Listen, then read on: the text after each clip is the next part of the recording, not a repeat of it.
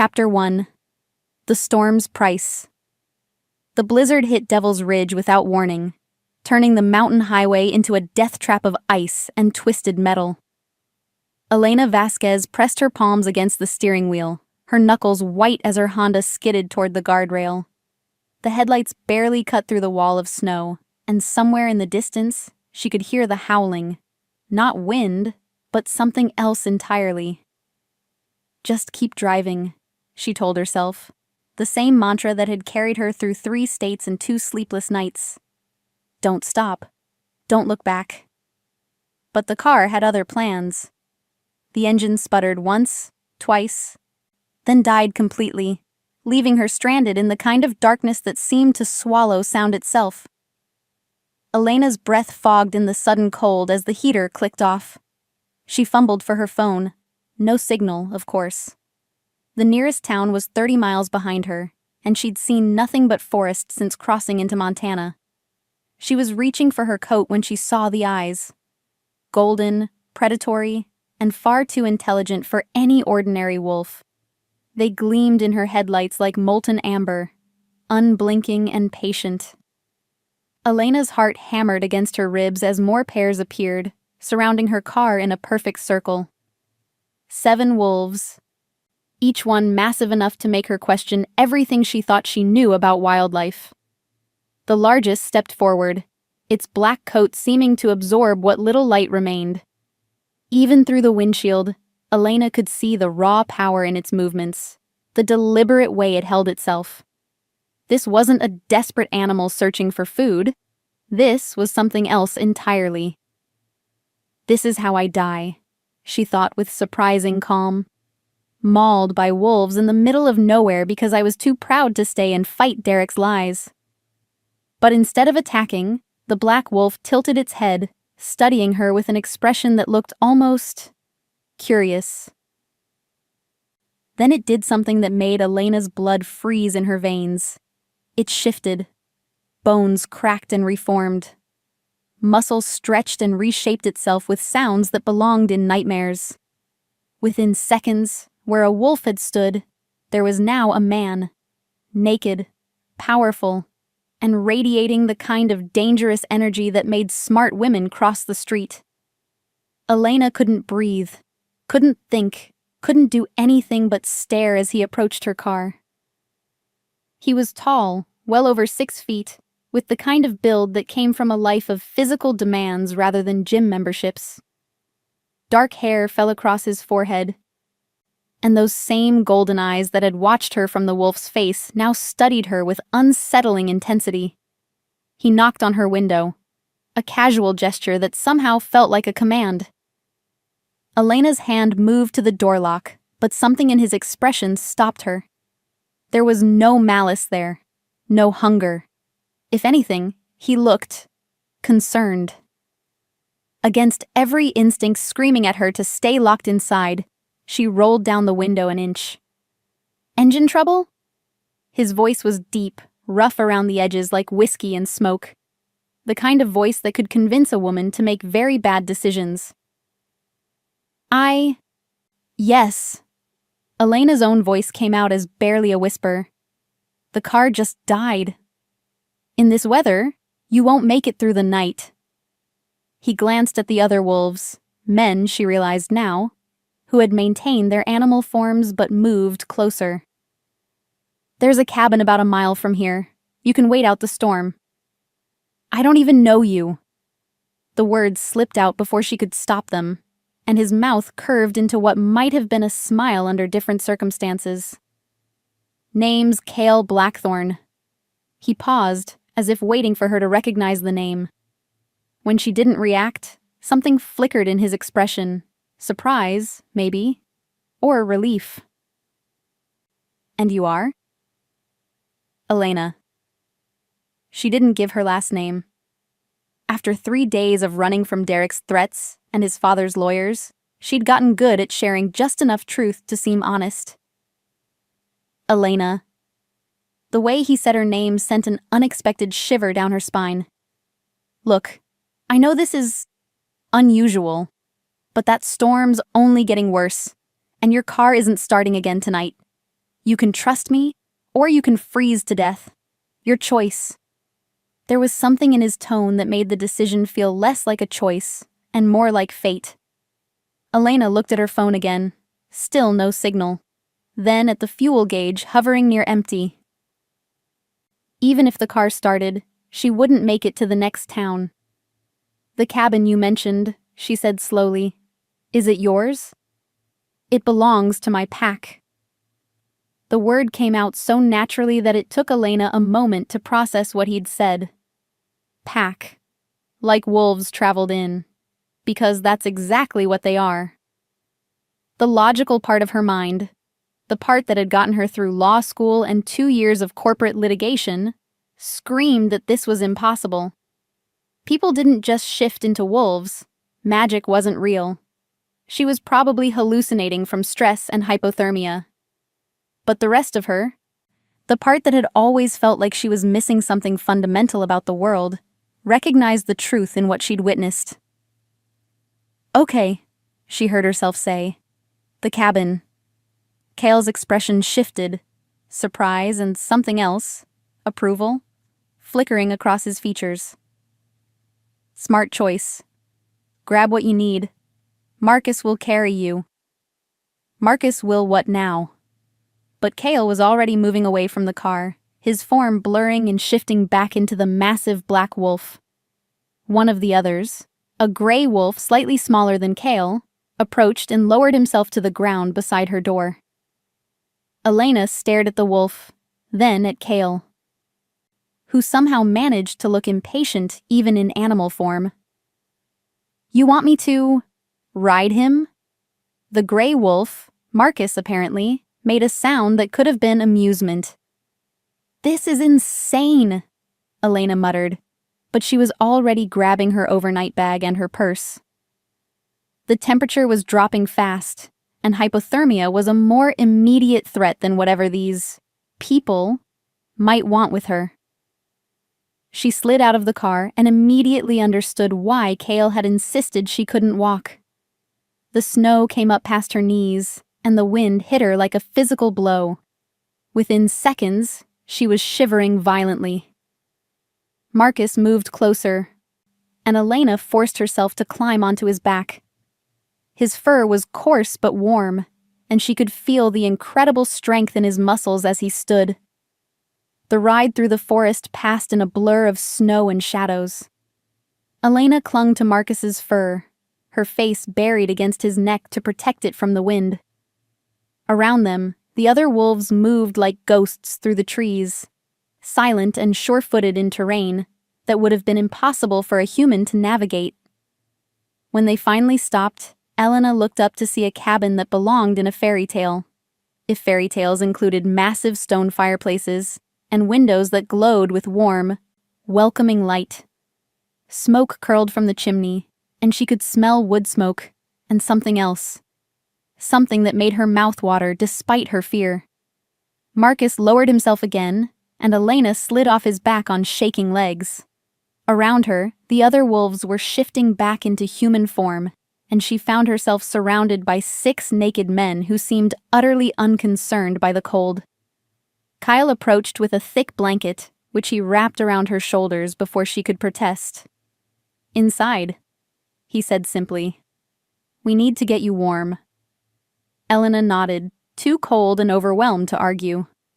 As he guided her toward the cabin door, she caught a glimpse of markings on his shoulder, intricate tattoos that seemed to shift and move in the firelight. When she looked more closely, though, they were perfectly still. Exhaustion, she told herself.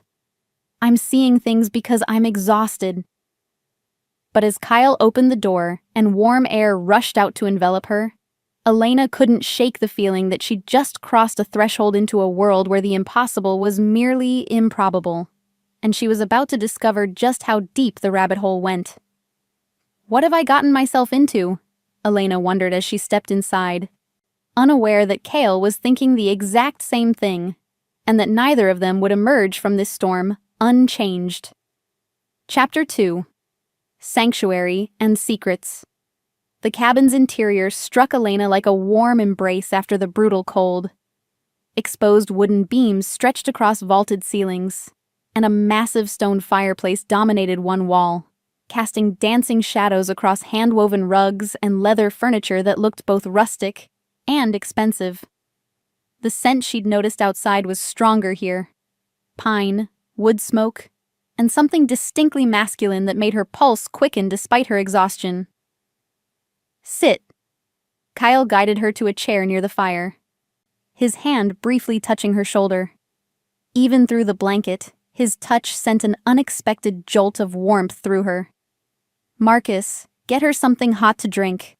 The rest of you, give us some space." Elena watched as the other men, now clothed, she noticed with relief, dispersed throughout the cabin with practiced efficiency. They moved with the same fluid grace she'd observed in their wolf forms, never quite turning their backs on her but not appearing overtly threatening either. "You're staring," Cale observed, settling into the chair across from her.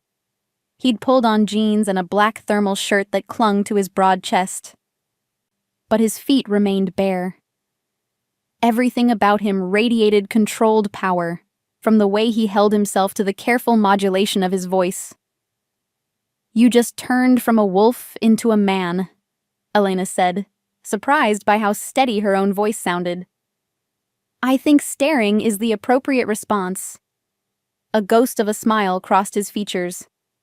"Fair enough. Most humans don't take it quite so calmly." "Most humans?" Elena pulled the blanket tighter around herself. "This happens often enough that you have a baseline for comparison?" "More often than you might think."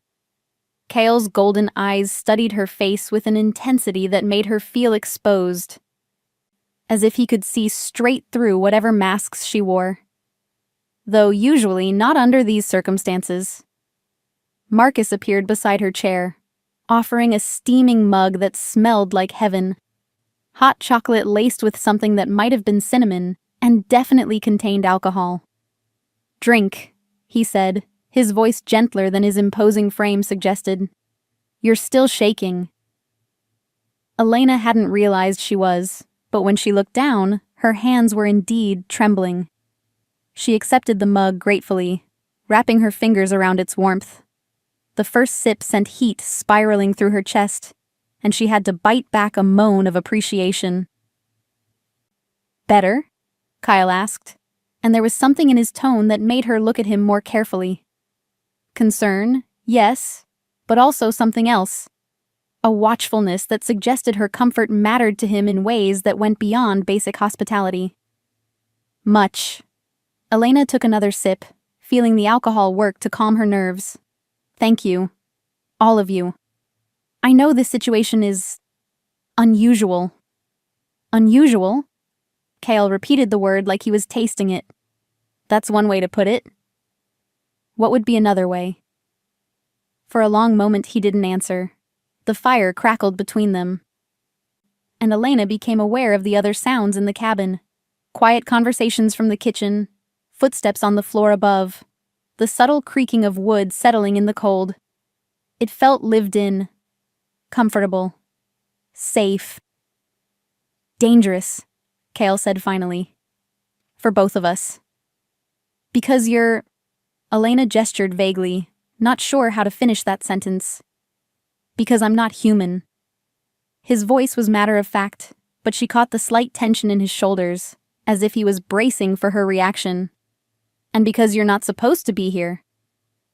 "Where exactly is here?" "Pack territory, Blackthorn lands." He leaned forward, elbows resting on his knees. "We don't usually allow outsiders, especially not humans." "Then why?" "Because leaving you to freeze would have been the same as killing you myself." The words came out rougher than he'd probably intended, and Elena saw him force himself to relax. "And that's not who I am." There was pain in his voice, old and carefully buried. Elena recognized it because she carried something similar. The weight of choices made and unmade, of paths taken that led to places you never expected to find yourself. "What happened to you?" The question slipped out before she could stop it, and Kale's expression shuddered immediately.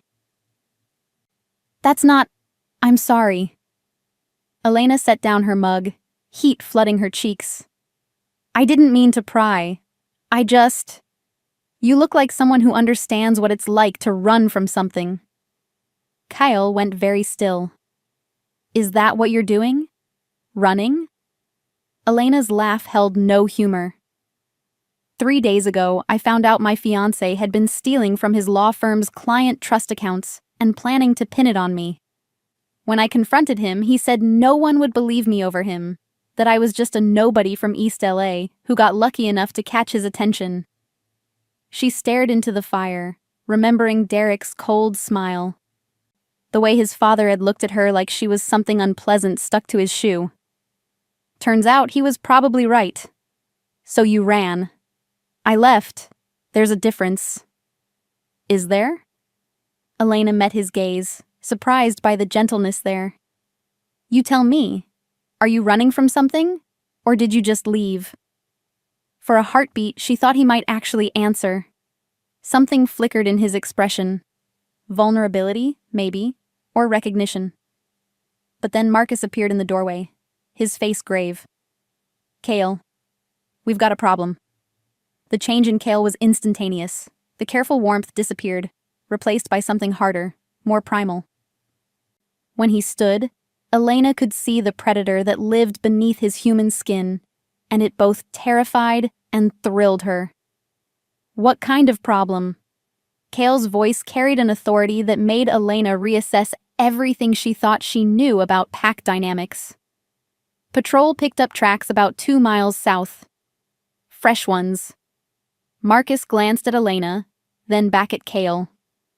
"They're not ours." Kale was quiet for a long moment, and Elena could practically see him thinking, weighing options she couldn't begin to understand. "How many?" "At least 6, maybe more. The storm's making it hard to tell." "Other packs?" Elena asked, trying to follow the conversation. Both men looked at her with expressions that ranged from surprised to concerned, as if they'd forgotten she was there.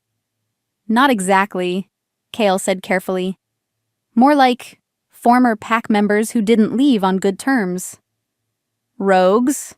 Marcus clarified, and the word carried weight Elena didn't understand, but definitely felt. "Are they dangerous?" Kale's smile was sharp and completely without warmth. "Everything about our world is dangerous, Elena. That's the first thing you need to understand." The way he said her name, like a caress and a warning combined, sent shivers down her spine that had nothing to do with the cold. "The second thing," he continued, moving closer to her chair, "is that you're under pack protection now, which means anyone who wants to hurt you has to go through us first." "I never asked for protection." "No," Kale agreed, crouching down so they were at eye level. This close, she could see flecks of amber in his golden irises, could smell that intoxicating scent that seemed to be uniquely his. "But you're getting it anyway." "Why?" For a moment, she thought he wouldn't answer. Then his hand reached out, fingertips barely brushing her cheek. The touch was electric, sending warmth cascading through her entire body. "Because some things are worth protecting," he said softly, "even when they complicate everything." Elena's breath caught. There was something happening between them, something that felt bigger than attraction, more fundamental than desire. It scared her almost as much as the idea of rogues stalking through the forest. "Kale," Marcus said quietly, "we need to move. Now." Kale stood, the moment broken, but not forgotten.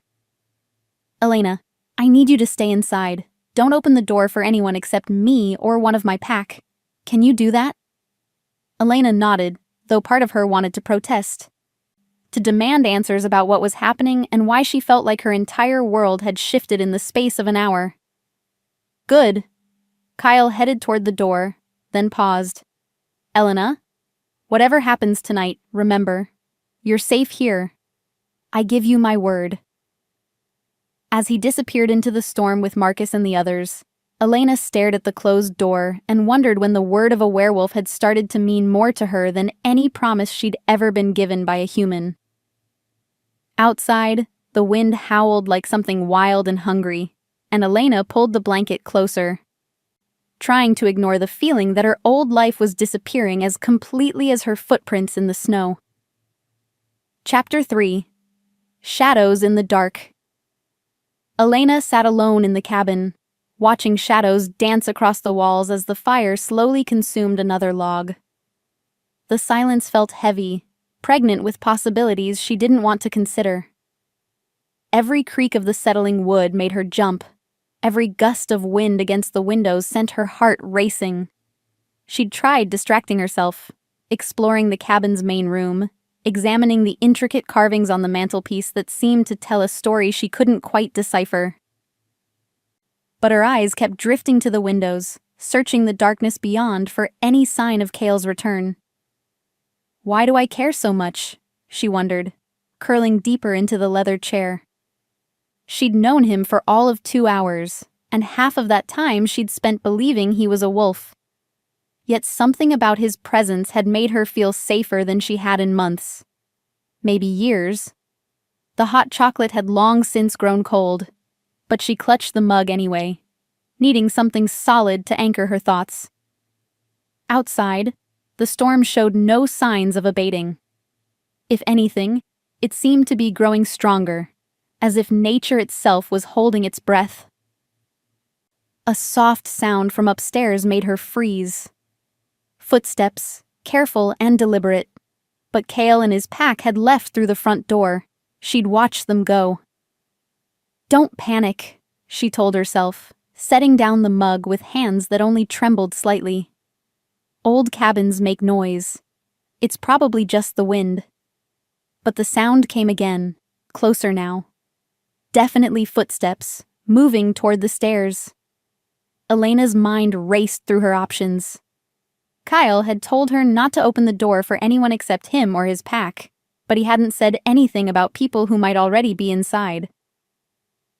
The realization that she was completely defenseless hit her like a physical blow. She moved as quietly as possible toward the kitchen, remembering seeing a knife block near the stove. Her sock-clad feet made no sound on the wooden floors, but each step felt thunderous in the oppressive silence. She'd just wrapped her fingers around a chef's knife when a voice spoke behind her. "I wouldn't do that if I were you." Elena spun around, knife raised, to find a man standing in the kitchen doorway. He was tall and lean, with dark hair and eyes that seemed to absorb light rather than reflect it. Everything about him screamed predator, from the way he held himself to the slight smile playing at the corners of his mouth. "Who are you?" Elena's voice was steadier than she felt. "How did you get in here?"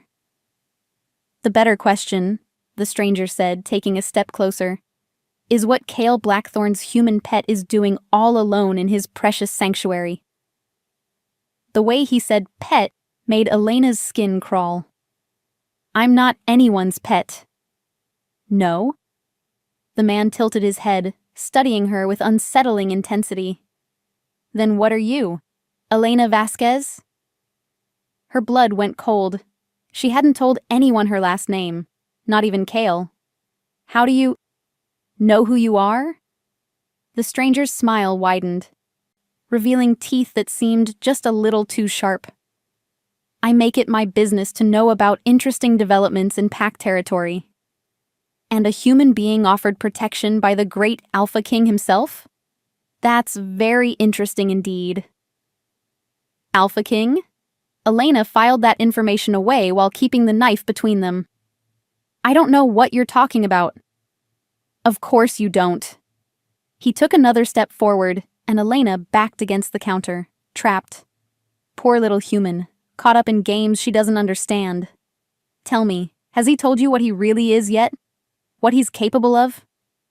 "He's a werewolf," Elena said, hoping confidence would hide her fear. "I saw him shift." The stranger laughed, a sound like breaking glass. "Oh, my dear, naive little human. Kale Blackthorn isn't just a werewolf. He's the most powerful alpha on the continent, ruler of 5 territories and commander of over 300 wolves. And you? His eyes glittered dangerously. You're his weakness. Elena's grip tightened on the knife. I don't know what you mean. Don't you? The stranger was close enough now that she could smell something metallic and wrong about him, like copper pennies and decay. The way he looks at you, the way he touches you, the great Alpha King, brought low by a human woman who doesn't even know her own worth. Stay back, Elena warned, raising the knife higher. Or what? You'll cut me? The stranger's hand moved faster than Elena could track, wrapping around her wrist and squeezing until her fingers went numb. The knife clattered to the floor. I could break every bone in your body before you drew another breath. The only reason you're still alive is because killing you here would send the wrong message. Pain shot up Elena's arm, but she forced herself to meet his gaze. What message would that be? That Damon Cross can strike at the heart of Blackthorn territory whenever he chooses. The stranger, Damon, smiled again, and Elena saw something inhuman flickering behind his eyes. Tell your alpha that his little pet isn't as protected as he thinks. Tell him that old debts will be paid, with interest. I'll tell him you're a coward who threatens women, Elena managed through gritted teeth. Damon's grip tightened and she couldn't suppress a gasp of pain. Brave words from someone so fragile. But then, humans have always been good at pretending they're stronger than they are. The front door exploded inward, torn from its hinges with a violence that shook the entire cabin. Kale stood in the doorway, but this wasn't the man who'd offered her protection and gentle touches. This was something primal and terrifying, barely contained in human form. His eyes blazed with golden fire, and when he spoke, his voice carried the rumble of distant thunder. Let her go. Damon's smile never wavered, but Elena felt his grip loosen slightly. Ah, there's the alpha I remember. Still making dramatic entrances, I see. I won't ask twice, Cross. No need to ask at all. Damon released Elena's wrist and stepped back, hands raised in mock surrender. I was just having a conversation with your guest. Kyle moved into the cabin, and Elena could see the other pack members flanking him, their eyes reflecting the firelight like mirrors. The temperature in the room seemed to drop several degrees. Are you hurt? Kyle's question was directed at Elena, but his gaze never left Damon. Elena rubbed her wrist, feeling the places where bruises would form. I'm okay. No, you're not. Something dark and dangerous flickered across Kale's features. But you will be. Careful, old friend, Damon said, and the word friend dripped with venom. Threats have consequences. As you well know. The tension in the room ratcheted up another notch, and Elena could feel the violence hanging in the air like a live wire. These two had history, the kind that left scars. Get out of my territory, Kyle said quietly. Before I forget, we used to be packmates. Packmates? Damon tasted the word like something bitter. Is that what you call it? I seem to remember things differently. I remember them exactly as they happened. Do you? Damon's gaze flicked to Elena, then back to Kale. Well, then you'll also remember that some mistakes can't be undone.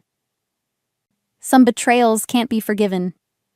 He moved toward the destroyed doorway, pausing next to Elena. She forced herself not to flinch as he leaned close enough to whisper in her ear. Ask him about the blood moon, little pet. Ask him what he did to earn his crown. Then he was gone, vanishing into the storm as if he'd never been there at all. Kale stood frozen for a long moment, his chest rising and falling with barely controlled rage. When he finally looked at Elena, she saw something in his eyes that made her heart ache. Guilt and pain, and a loneliness so profound it took her breath away. Elena, Who was he? she asked quietly. Really? Kale's hands clenched into fists. Someone I used to trust. Someone who's been dead to me for 3 years. But he's not actually dead. No. The word came out like a confession. He's very much alive, and now he knows you exist. Elena looked at her bruised wrist, then back at Kale. What did he mean about the blood moon? For a moment, she thought he wouldn't answer. Then his shoulders sagged, as if he was carrying a weight too heavy to bear. It means, Elena, he said softly, that the most dangerous part of knowing me isn't what I am. It's what I've done. Chapter 4: Confessions in Firelight. The pack worked in efficient silence to board up the destroyed door, their movements coordinated like a well-rehearsed dance.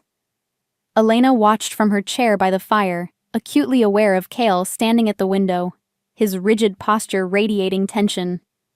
He hadn't spoken since his cryptic confession about the blood moon, and the weight of unasked questions hung heavy between them. That should hold until morning, Marcus announced, testing the makeshift barrier.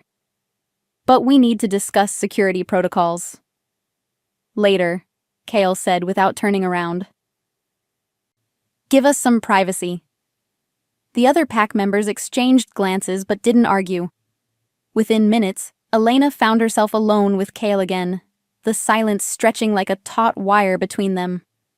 Your wrist, he said finally, still facing the window. Let me see it. Elena looked down at the darkening bruises, surprised by how much they hurt now that the adrenaline was fading. It's fine. It's not fine. Kyle turned, and the raw emotion in his expression made her breath catch. Nothing about this is fine. He crossed to her chair, kneeling beside it just as he had earlier. But this time, when his fingers brushed her injured wrist, Elena felt something beyond the electric awareness that had been building between them. There was warmth, actual physical warmth, flowing from his touch into her skin. What are you doing? She whispered, watching in fascination as the worst of the bruising began to fade. Accelerated healing. His voice was strained, as if the process cost him something. It's one of the perks of what I am. You can heal people? To an extent. Minor injuries, mostly. He released her wrist, the warmth disappearing immediately. I can't fix everything. There was something in his tone that suggested he wasn't talking about physical wounds. Elena flexed her fingers, marveling at the absence of pain. Thank you, she said softly, for the healing, for saving me from Damon, for everything. Kyle settled back on his heels, studying her face. You shouldn't be thanking me. You should be running as far from me as possible. Why? Because of whatever happened during this blood moon? His jaw tightened. You don't understand what you're asking. Then help me understand. Elena leaned forward, close enough to see the golden flecks in his eyes, close enough to smell that intoxicating scent that seemed to be uniquely his. I'm already involved, Kale. Damon made sure of that. Damon's involvement changes everything. Kale stood abruptly, running a hand through his dark hair. He won't stop now. Not until he gets what he wants. Which is? Revenge. The word came out like a curse. Against me, against my pack, against anyone foolish enough to get caught in the crossfire. Elena absorbed this information, trying to piece together the fragments of the larger picture. What did you do to him? For a long moment, she thought he wouldn't answer. He moved to the fireplace, bracing his hands against the mantel, his shoulders tense.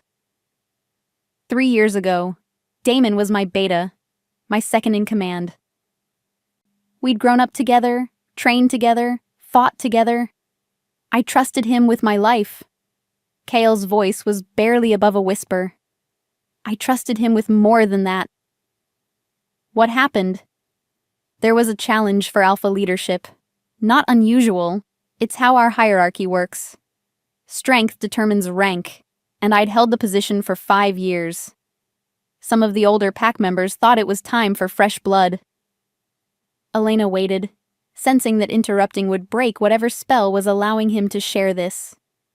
The challenger was Marcus's younger brother, David.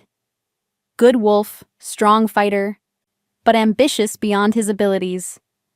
Cale's hands tightened on the mantle. Damon was supposed to be neutral, to oversee the formal combat and ensure it remained honorable.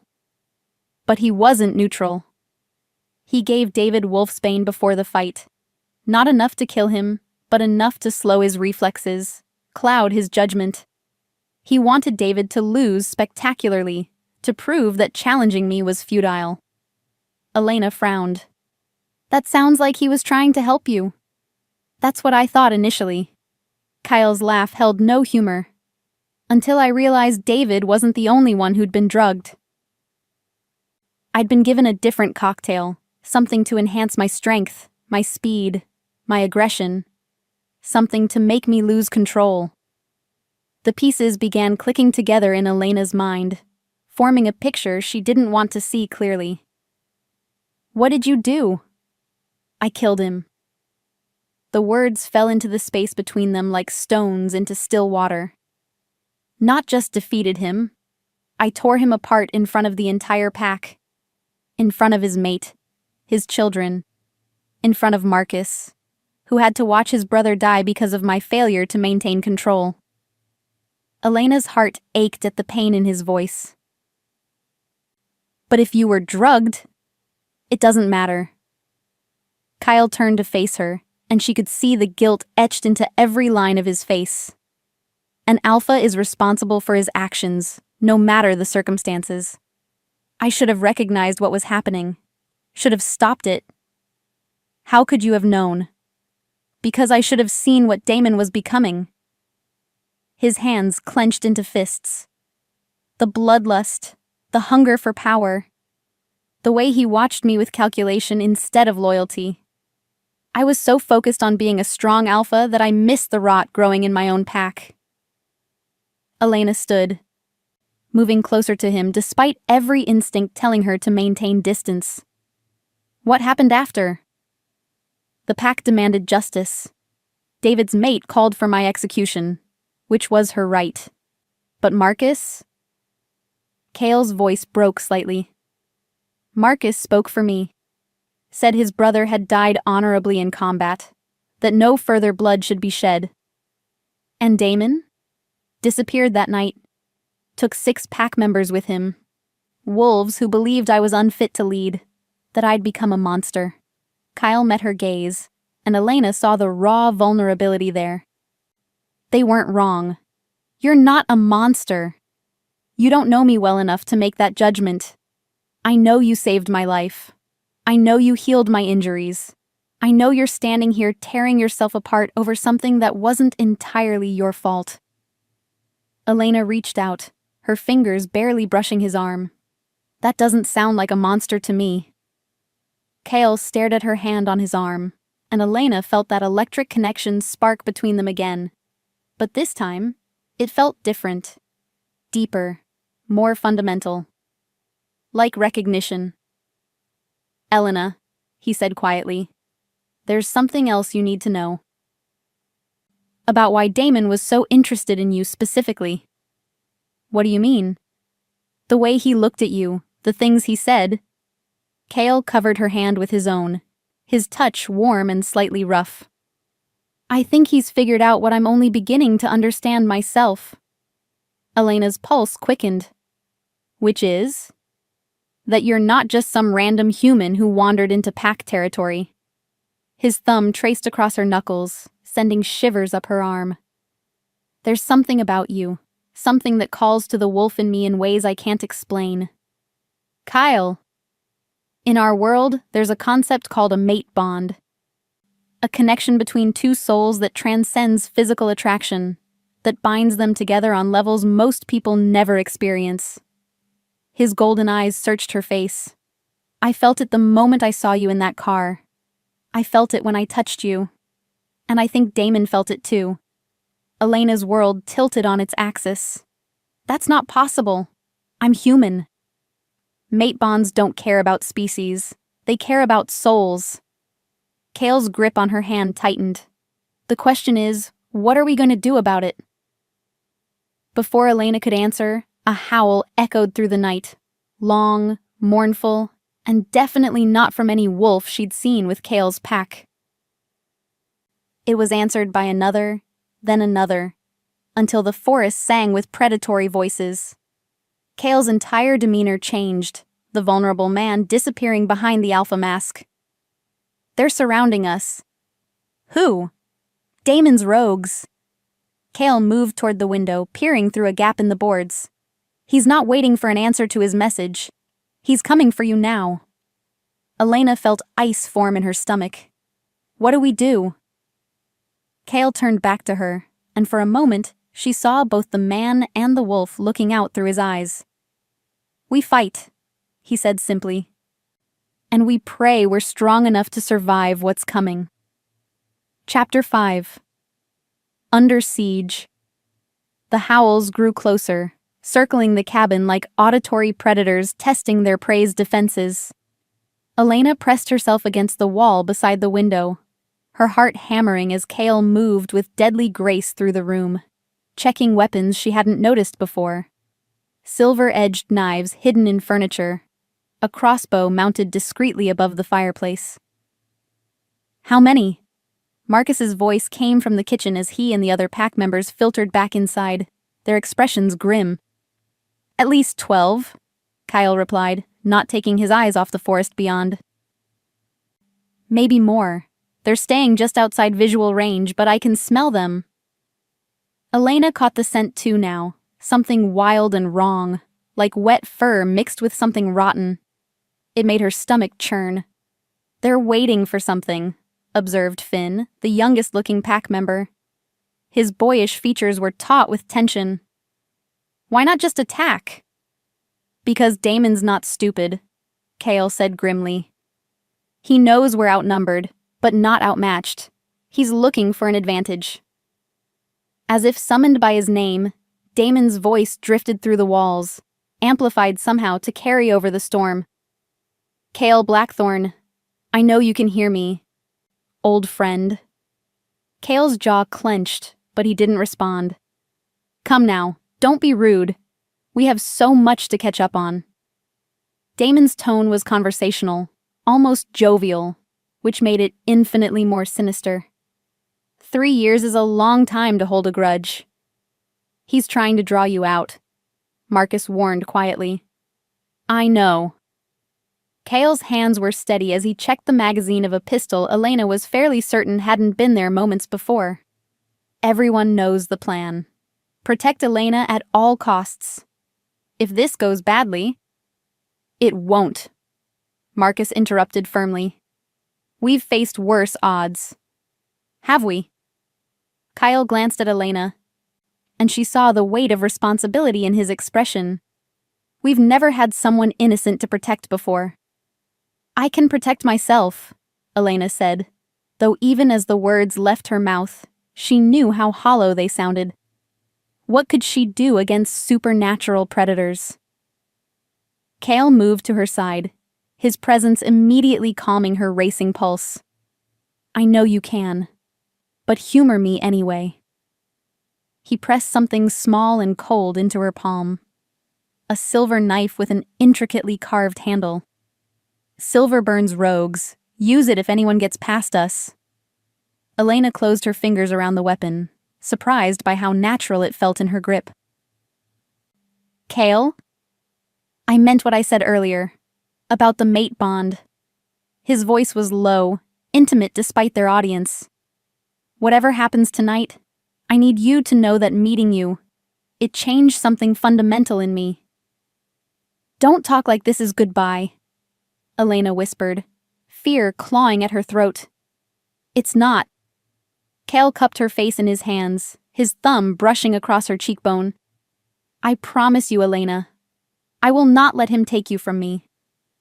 The conviction in his voice sent warmth flooding through her chest, even as terror gnawed at her edges. How can you be so certain? Because I've found my mate, he said simply. and wolves will die before they let their mates be harmed. Before Elena could respond, Damon's voice boomed again, closer now. Touching, really. But we both know how this ends, Kale. You can't protect everyone. You couldn't protect David, you couldn't protect your pack's innocence, and you won't be able to protect her.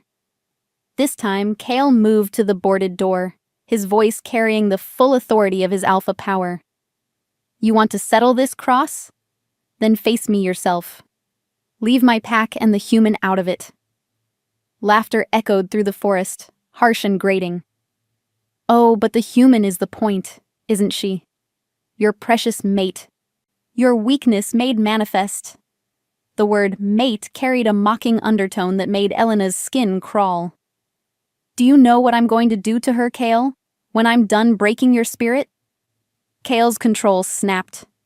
Golden light blazed behind his eyes, and when he spoke, his voice carried the rumble of barely contained wolf. Touch her, and I'll tear you apart piece by piece. There's the monster I remember, the beast who murdered his own pack member in cold blood. Damon's voice was gleeful now. Come outside, Alpha King. Let's see if you can control yourself any better this time. The challenge hung in the air like a gauntlet thrown. Elena could see the war raging in Kale's expression, the need to protect his pack, the desire to end this threat, and something else. Guilt, still eating away at him after 3 years. He's trying to manipulate you, she said quietly, moving to stand beside him. He wants you angry and reckless. I know. Kale's hands were shaking with suppressed rage. But he's right about one thing. I am a monster. I proved that 3 years ago. No. Elena grabbed his arm, forcing him to look at her. You're not. You're a man who made a terrible mistake while under the influence of drugs you didn't know you'd been given. That's not the same thing. Tell that to David's children. I would, if I could. Elena stepped closer, close enough to feel the heat radiating from his skin. But right now, I'm more concerned with keeping you from making another mistake you'll regret. Something shifted in Kale's expression. The wild fury banks into something more focused. You're right. This is exactly what he wants, for me to lose control, to prove I'm the monster he says I am. A new sound cut through the night, splintering wood from somewhere on the cabin's far side. Then another, and another. They're testing the defenses, Marcus reported, moving to peer through a gap in the kitchen boards. Probing for weak spots. Let them probe, Kale said, his voice steadying. This cabin has survived worse than a few desperate rogues. But even as he spoke, Elena heard something that made her blood freeze. The sound of claws on wood, directly overhead. The roof, she whispered. Kale's eyes snapped upward, tracking movement she couldn't see. Finn, Jacob, upstairs now. Don't let them breach the ceiling. The 2 younger pack members bounded up the stairs 3 at a time, their forms already beginning to blur with partial shifts. Smart, Damon called from outside. And Elena could hear the smile in his voice. But not smart enough. You see, Kale, I learned a few things during my exile. Made some interesting alliances. The temperature in the room dropped noticeably, and Elena's breath began to mist. Frost spread across the windows with unnatural speed. That's not possible, Marcus breathed. Rogues can't. His words cut off as something slammed into the boarded door with enough force to crack the reinforcing planks. But it wasn't claws or fangs that had struck. It was ice, sharp and deadly as any blade. Witches, Kale spat. He's allied with witches. Elena didn't understand the full implications, but she could see the fear that flashed across the pack members' faces. Whatever this development meant, it had changed the balance of power drastically. Now do you see? Damon's voice carried a note of triumph. This isn't just about you and me anymore, old friend. This is about power, real power. The kind that can reshape our world, Another impact against the door, this one accompanied by the acrid smell of burning wood. The boards were beginning to glow with unnatural heat. "Elena?" Kyle turned to her, his expression urgent. "There's a root cellar beneath the kitchen. Hidden entrance behind the pantry. I need you to... I'm not hiding while you fight my battles." Elena interrupted, surprising herself with her vehemence. "This isn't your battle. It became my battle the moment he put his hands on me." Elena raised the silver knife, its blade catching the firelight. "Besides, you said it yourself. I'm your mate. That means we face this together." For a heartbeat, Kale stared at her as if seeing her for the first time. Then his expression softened into something that might have been wonder. "Together?" he agreed quietly. "But Elena, if this goes wrong..." "It won't," she said, echoing Marcus's earlier confidence. "Because you're not the monster Damon wants you to be. You're the man I'm falling in love with." The confession hung between them, raw and honest and perfectly timed to be interrupted by the sound of the door finally giving way. Chapter 6: Fire and Ice. The door exploded inward in a shower of splinters and supernatural fire, revealing a nightmare tableau. 3 rogues stood in the breach, their eyes glowing with feral hunger, while behind them, a figure in a dark hooded cloak, raised hands wreathed in crackling energy. The witch, for what else could she be, smiled with cold satisfaction as ice and flame danced around her fingers in impossible harmony. "Hello, Kale," Damon said, stepping through the destruction with casual confidence. He'd changed since Elena had seen him in the kitchen, his human facade stripped away to reveal something more primal, more dangerous. His nails had lengthened into claws, his canines extended, and his eyes held the golden fire of a wolf barely contained in human skin. "Miss me?" Kale moved to place himself between Elena and the intruders, his own transformation beginning. "Not particularly." "How disappointing." "And here I thought our reunion would be more... emotional." Damon's gaze found Elena over Kale's shoulder, and his smile widened. "Hello again, little mate. Ready for a real conversation?" "The only conversation we're having involves my fist and your face," Elena replied, surprising herself with her boldness. Damon laughed, delighted. "Oh, she has fire. I can see why you're smitten, old friend. Though I have to wonder, does she know the whole truth about what you've done? About what you're capable of?" "Enough games, Cross." Kyle's voice carried the full weight of alpha authority, but Damon seemed unimpressed. "Games? This isn't a game, Kale." "This is justice." Damon gestured to the rogues flanking him. "Do you recognize them?" "Thomas, whose sister died in the purge following David's death. Sarah, whose mate was exiled for questioning your leadership. Marcus. Oh, wait, that's your loyal beta, isn't it? I do get confused sometimes." Elena felt the tension ratchet up another notch as she noticed the way Marcus's jaw tightened at the mention of his name. There were currents here she didn't understand, loyalties and betrayals that ran deeper than she'd realized. "You made your choice when you drugged us both," Kale said, his form beginning to blur at the edges as the wolf pressed closer to the surface. "Everything that followed was consequence. Everything that followed was your failure to control yourself." Damon's own transformation accelerated, bones cracking and reshaping. "Tell me, have you told your precious mate about the others? The ones who died after David?" Elena felt ice form in her stomach. "What others?" "The purge." The witch spoke for the first time, her voice carrying an accent Elena couldn't place. 3 pack members executed for treason in the weeks following the challenge. Their crime? Suggesting that perhaps an alpha who could be so easily manipulated wasn't fit to lead. "That's not..." Kale started, but Damon cut him off. "Not what?" Not true? We both know better. Damon's smile was all teeth now, predatory and sharp. You wanted to make an example, to show the pack what happened to wolves who questioned your authority, so you had them killed. They were planning to overthrow the pack structure, Marcus interjected, his loyalty to Kale evident despite whatever doubts might be plaguing him. They would have torn us apart from within. Would they?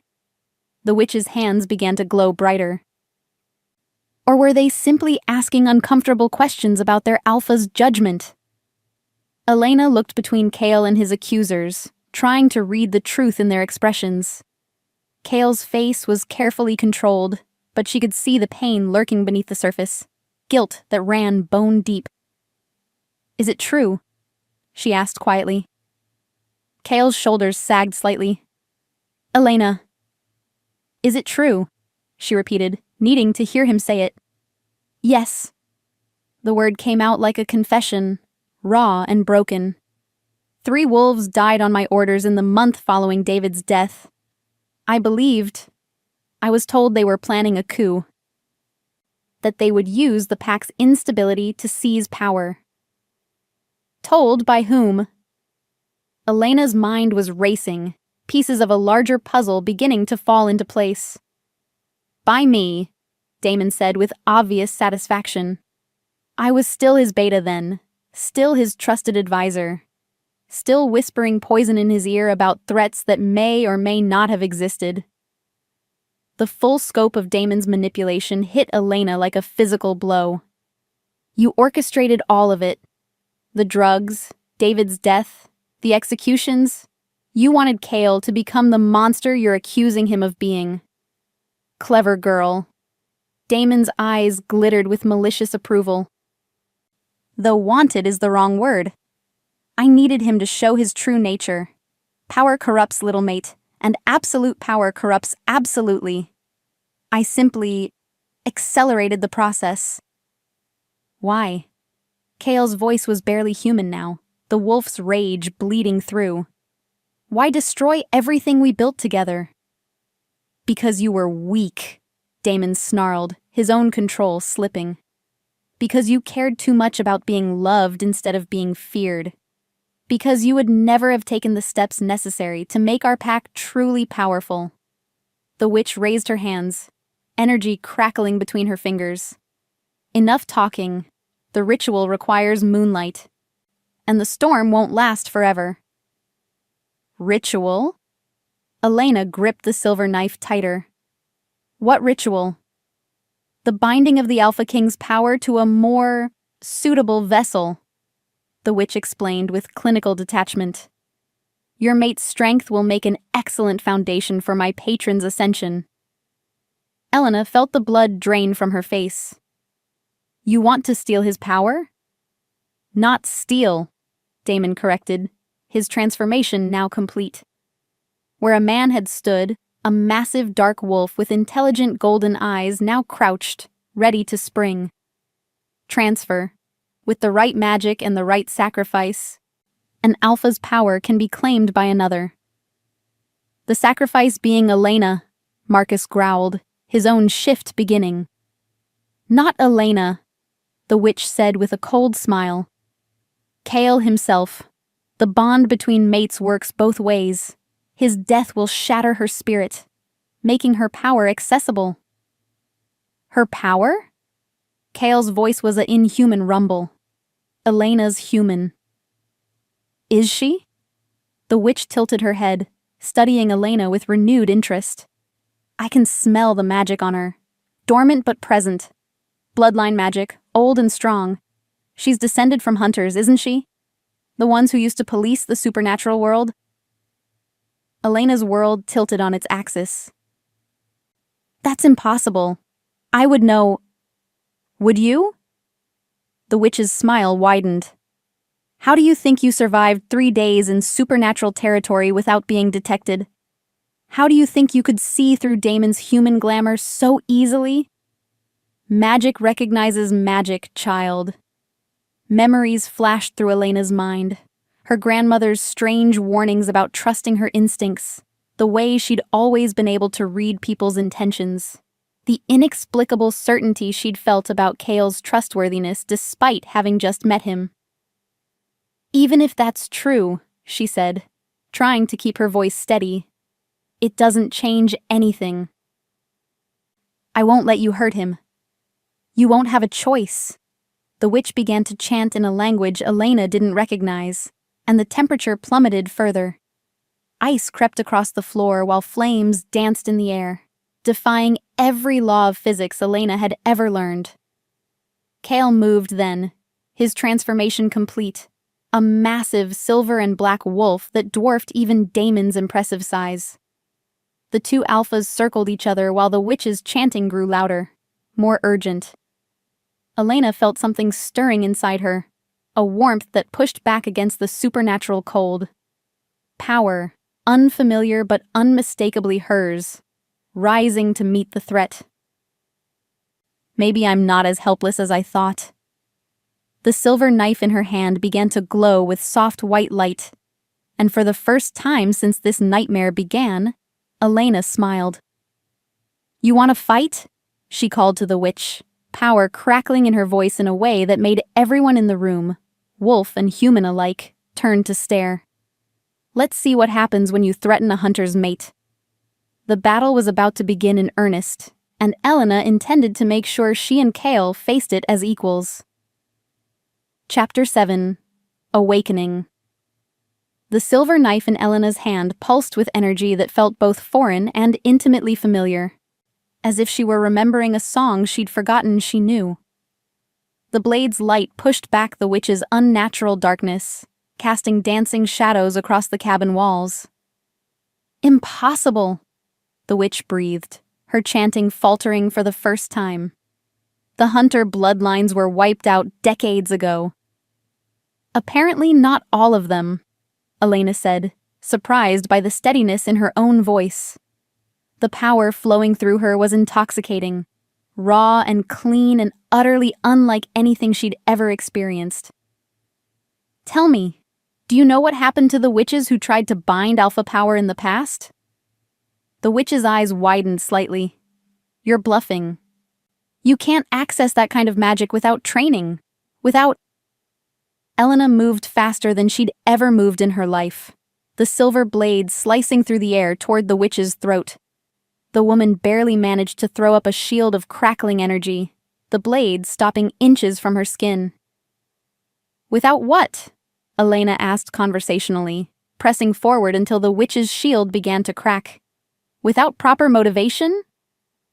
Behind her, the sounds of battle erupted as Kale and Damon finally clashed, two massive wolves colliding with bone-jarring force. But Elena's attention remained fixed on the witch, whose confident expression was rapidly dissolving into something approaching panic. "You don't understand what you're doing," the witch gasped, pouring more power into her failing shield. "That magic will burn you out from the inside. Untrained hunters who try to channel that much power die, I assume." Elena pushed harder, and hairline fractures spread across the energy barrier. "Good thing I'm not planning to live much longer than it takes to stop you." It was a bluff. Elena had no intention of dying tonight, not when she'd finally found something worth living for. But the witch didn't need to know that. From the corner of her eye, Elena saw Marcus and the other pack members engaging the rogues, the cabin filling with snarls and the sound of claws on wood. The fight was brutal and desperate, but it was the battle between the two alphas that dominated the space. Kale and Damon moved like forces of nature, all fluid grace and devastating power. They were almost perfectly matched, Damon's ruthless cunning against Kale's controlled strength, experience against raw ability. But Elena could see that Kale was holding back, his guilt over David's death making him hesitant to fully unleash his power. "Stop pulling your punches," she called to him, her voice somehow carrying over the chaos. "He's not the wolf you used to know." Kale's massive head turned toward her for a split second, and in that moment of distraction, Damon struck. Claws raked across Kale's ribs, drawing blood and a roar of pain that made Elena's heart clench. The witch chose that moment to attack, her shield dissolving as she redirected her power into a spear of ice aimed directly at Elena's heart. But the hunter magic was faster, the silver blade moving to intercept the attack with impossible precision. Ice met blessed silver in a shower of sparks and steam. "You want to know about hunter magic?" Elena said, advancing on the now defenseless witch. "It was designed to kill things like you. Creatures who prey on the innocent, who corrupt the natural order." The blade at her throat pulsed with brighter light. "Tell me, how many innocents have you sacrificed for power?" "I serve the greater good," the witch spat, but Elena could smell the fear on her. "The old ways are returning. Magic will rule this world again, as it should." "Not if I have anything to say about it." Elena raised the blade, but before she could strike, a howl of agony split the air. She spun toward the sound and saw Kale on the ground, Damon's jaws locked around his throat. The silver wolf thrashed desperately, but Damon had the advantage of position and leverage. Without thinking, Elena hurled the silver knife. It flew true, burying itself in Damon's shoulder and causing him to release Kale with a howl of his own. The dark wolf spun toward Elena, eyes blazing with fury. "Interesting," he said, his voice distorted by his wolf form, but still recognizably his. "The little human has teeth after all." Elena's hand was empty now, her only weapon buried in her enemy's shoulder. But the power still thrummed through her veins, begging to be used. "More than teeth," she replied, and reached out with senses she hadn't known she possessed. The cabin was full of supernatural energy. Wolf magic, witchcraft, the ancient protective wards that had been woven into the very foundations. Elena could feel all of it, taste it on the air like copper and ozone. And she realized she could do more than sense it. She could command it. "Elena, no!" Kale's voice was raw with panic as he struggled to his feet. "You don't know what you're doing."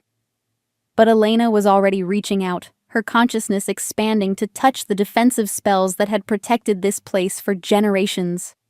They recognized her somehow, responding to her will like loyal hounds to their master's voice. "I know enough," she said, and spoke a word in a language she'd never learned. The cabin's wards flared to life, ancient runes appearing on the walls in blazing silver light. The rogues screamed as the protective magic burned them, their forms beginning to smoke and blur.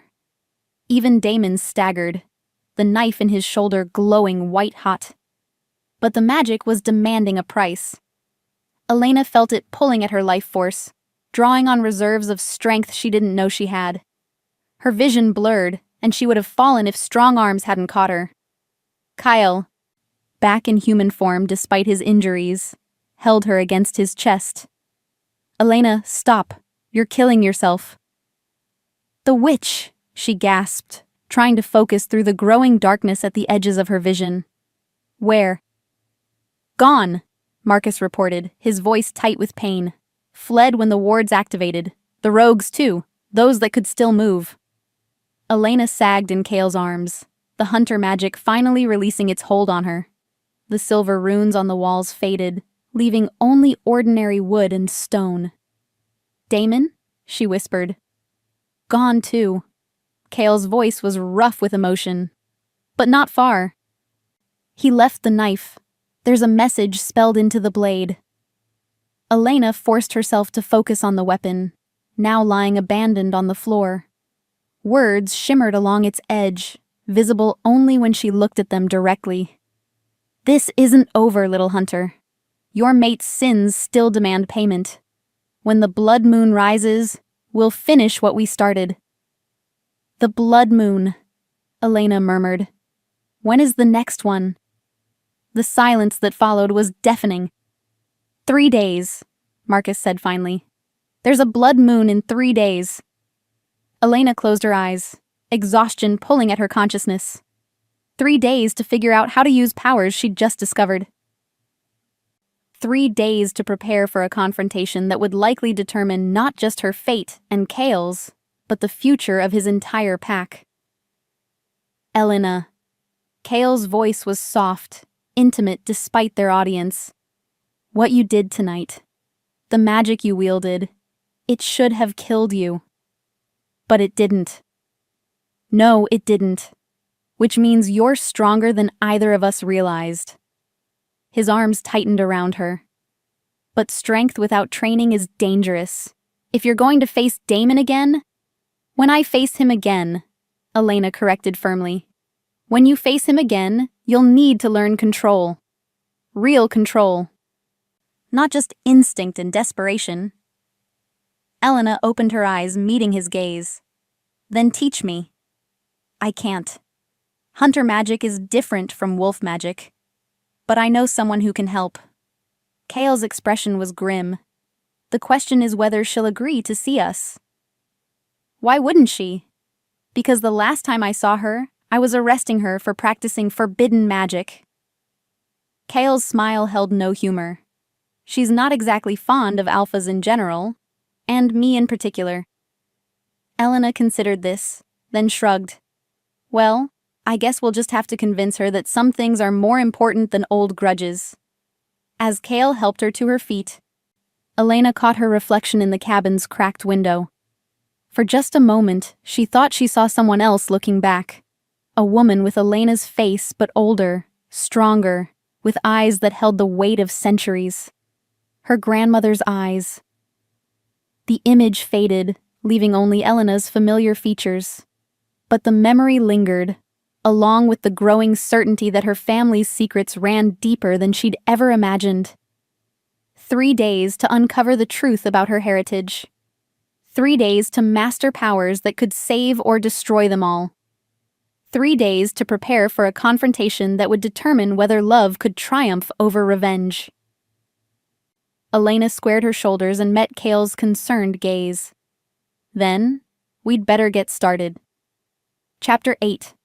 The witch's sanctuary dawn broke gray and cold over Devil's Ridge, painting the snow-covered landscape in muted shades of silver and ash.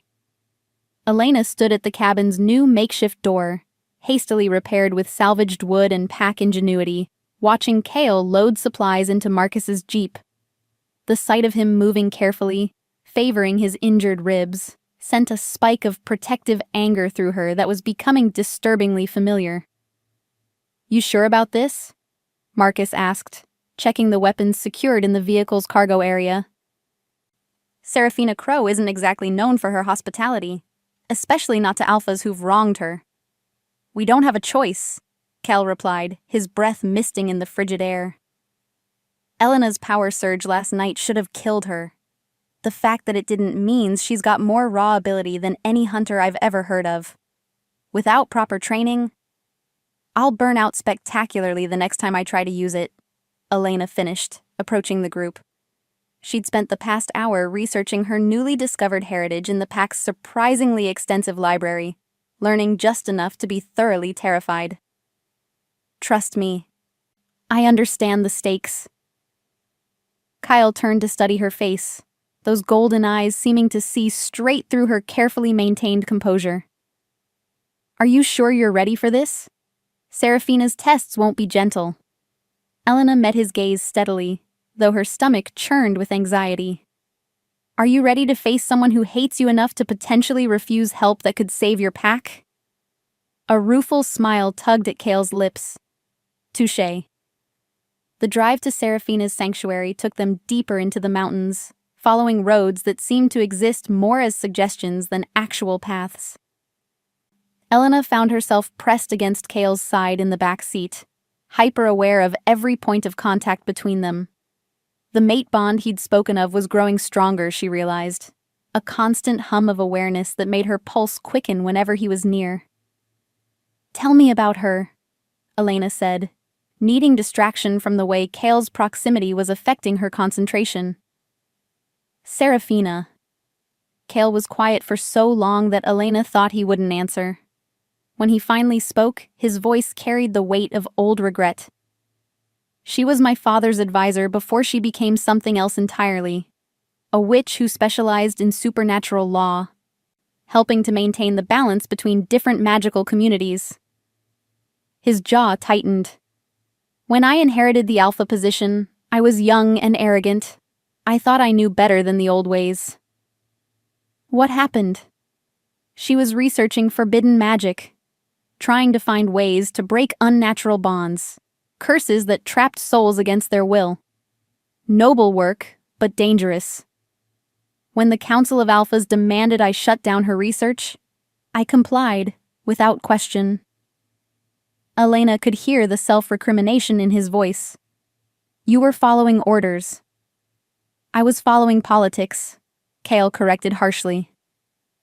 The other alphas were nervous about a witch who could potentially break the magical bonds that held their territories together. They wanted her research destroyed, her power contained. So I raided her sanctuary, arrested her for practicing forbidden arts, and had her banished from Packlands. How long ago? 5 years. Kale's hand found hers, fingers intertwining. Long enough for her to build a reputation as the most dangerous hedge witch in North America. Long enough for her to develop a very justified hatred of alpha authority. Marcus glanced at them in the rearview mirror. She might refuse to see us at all. She'll see us, Elena said with more confidence than she felt. Because if what I read in those books is correct, my bloodline magic is connected to hers in ways that go back centuries. She'll be curious, if nothing else. The jeep rounded a final curve, and Elena's breath caught in her throat. Seraphina's sanctuary wasn't a cabin or house. It was a structure that seemed to have grown from the mountain itself, all curved walls and organic lines that flowed like water frozen in stone. Gardens that should have been dead in the winter snow bloomed with impossible flowers, their colors too vibrant for the gray morning light. Show off, Marcus muttered, but there was respect in his voice. As they approached the dwelling, the massive oak door swung open without anyone touching it. A woman emerged, and Elena immediately understood why even alphas treated Seraphina Crow with wary respect. She was ageless in the way that powerful magic users often were. She could have been 30 or 300, with silver-streaked black hair and eyes like dark stars. She wore flowing robes that seemed to be cut from midnight itself, and power radiated from her like heat from a forge. Well, well, Seraphina said, her voice carrying an accent that sounded like old music. Kale Blackthorn, I wondered when you'd darken my doorstep again. Seraphina. Kale stepped forward, his posture respectful but not submissive. Thank you for seeing us. I haven't agreed to see you yet. Those star-bright eyes shifted to Elena, and she felt the weight of an incredibly ancient intelligence studying her. But you're interesting. Come closer, child. Elena approached slowly, acutely aware of the magic that swirled around Seraphina like a visible aura. When she was close enough, the witch reached out and touched Elena's forehead with one finger. The contact sent shockwaves through Elena's system. Images flashed behind her eyes. Women who looked like her wielding silver weapons against creatures of shadow. Ancient ceremonies conducted under blood-red moons.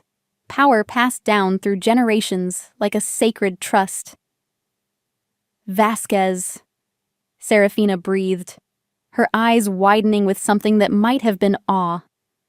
Dear goddess, you're Magdalena Vasquez's granddaughter. Elena staggered as the vision ended, Kale's steadying hand on her arm the only thing keeping her upright. You knew my grandmother? Knew her? Child, I trained with her. Fought beside her during the Shadow Wars. She was the finest hunter of her generation. Seraphina's expression softened with what looked like genuine affection. I felt her death 3 years ago, felt the last of the great bloodlines winking out of existence. Or so I thought. She never told me, Elena whispered, about any of it. The magic, the hunters, what I was capable of. Because she was protecting you. Seraphina's voice carried absolute certainty. The hunter families were systematically destroyed, child. Your grandmother hid you in plain sight, suppressed your abilities until you could survive in a world that wanted your kind extinct. The weight of revelation settled on Elena's shoulders like a mantle. But now my abilities are active. Dramatically so, from what I can sense. Serafina turned her attention back to Kale, and her expression hardened. The question is, Alpha, why did you bring her to me? Surely not out of the goodness of your heart. Kale met her gaze steadily. Because someone is trying to steal my power using blood magic and sacrifice. Because Elena's awakening abilities saved my pack last night, nearly killing her in the process. Because in 3 days, during the blood moon, we'll face an enemy who won't hesitate to destroy everything I care about. And you care about her. It wasn't a question. She's my mate. Serafina's eyebrows rose. A werewolf alpha and a hunter descendant. The irony is almost poetic, considering your history with my kind. She was quiet for a long moment, studying them both with unsettling intensity. Training her properly will take months, years, ideally. We have 3 days, Elena said firmly. 3 days to teach you not to immolate yourself with your own power, Serafina corrected. 3 days to give you the absolute basics of control and focus. It won't be enough. It'll have to be. Something in Elena's voice must have convinced her, because Serafina nodded slowly. Very well, but I have conditions. Name them, Kyle said immediately. First, I train her alone. No interference, no alpha posturing, no protective hovering. Serafina's smile was sharp. Your presence will only distract her from what she needs to learn. Elena felt Kale's reluctance through their growing bond, but he nodded. Agreed. Second, when this is over, assuming you both survive, you owe me a debt. A favor to be called in when I choose. What kind of favor? Elena asked warily. The kind that balances the scales between us. Serafina's gaze shifted to Kale. He took something from me 5 years ago. When the time comes, he'll return it. Kale went very still. Sarah, I can't. You can, and you will. Her voice carried absolute authority. Those are my terms. Take them or leave them. Elena looked between them, sensing undercurrents she didn't understand. But with Damon's threat hanging over them and time running short, they didn't have the luxury of negotiating. We accept, she said, before Kale could object. Serafina smiled, and for the first time it reached her eyes. Excellent. Then let's begin. Marcus, you can leave the Alpha here and return for him tomorrow. We have work to do. As the witch turned toward her sanctuary, Elena felt a mixture of terror and anticipation coursing through her veins. 3 days to master abilities that should take years to learn. 3 days to prepare for a confrontation that would determine everything. I can do this, she told herself. I have to. But as Serafina's door closed behind them, shutting out Kale's worried expression, Elena wondered if 3 days would be enough to save the man she was falling in love with, or if she'd just agreed to training that would destroy them both.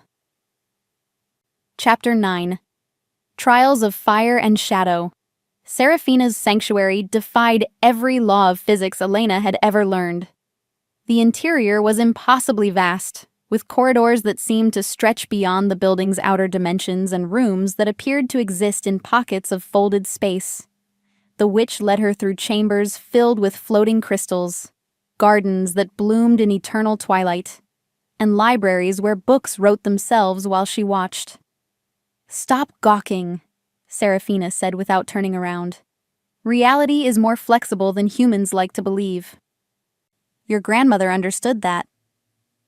They finally stopped in a circular room dominated by a pool of water that reflected not the ceiling above, but a star-filled sky that definitely wasn't visible through any window. Symbols carved into the stone floor pulsed with soft silver light, and the air itself seemed to hum with contained power. This is where we begin, Serafina announced, turning to face Elena. Tell me, child, What do you think magic is? Elena considered the question, remembering the surge of power she'd felt during the battle. Energy? Force of will made manifest? Textbook answers. Serafina moved to the pool's edge, trailing her fingers through water that sparkled like liquid starlight. Magic is connection. The ability to perceive and manipulate the threads that bind all things together. Your grandmother could see those threads as clearly as you see color. And I can learn to do the same? You already do it instinctively. Last night, when you commanded the cabin's wards, you weren't casting a spell.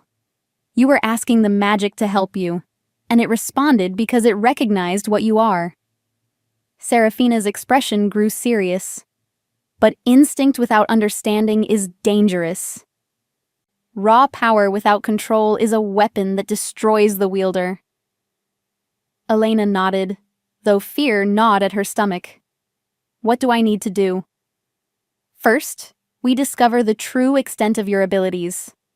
Serafina gestured to the carved symbols on the floor. Stand in the center circle. Elena moved to the indicated spot, immediately feeling the symbols respond to her presence. They pulsed brighter, and she could sense something stirring beneath her feet.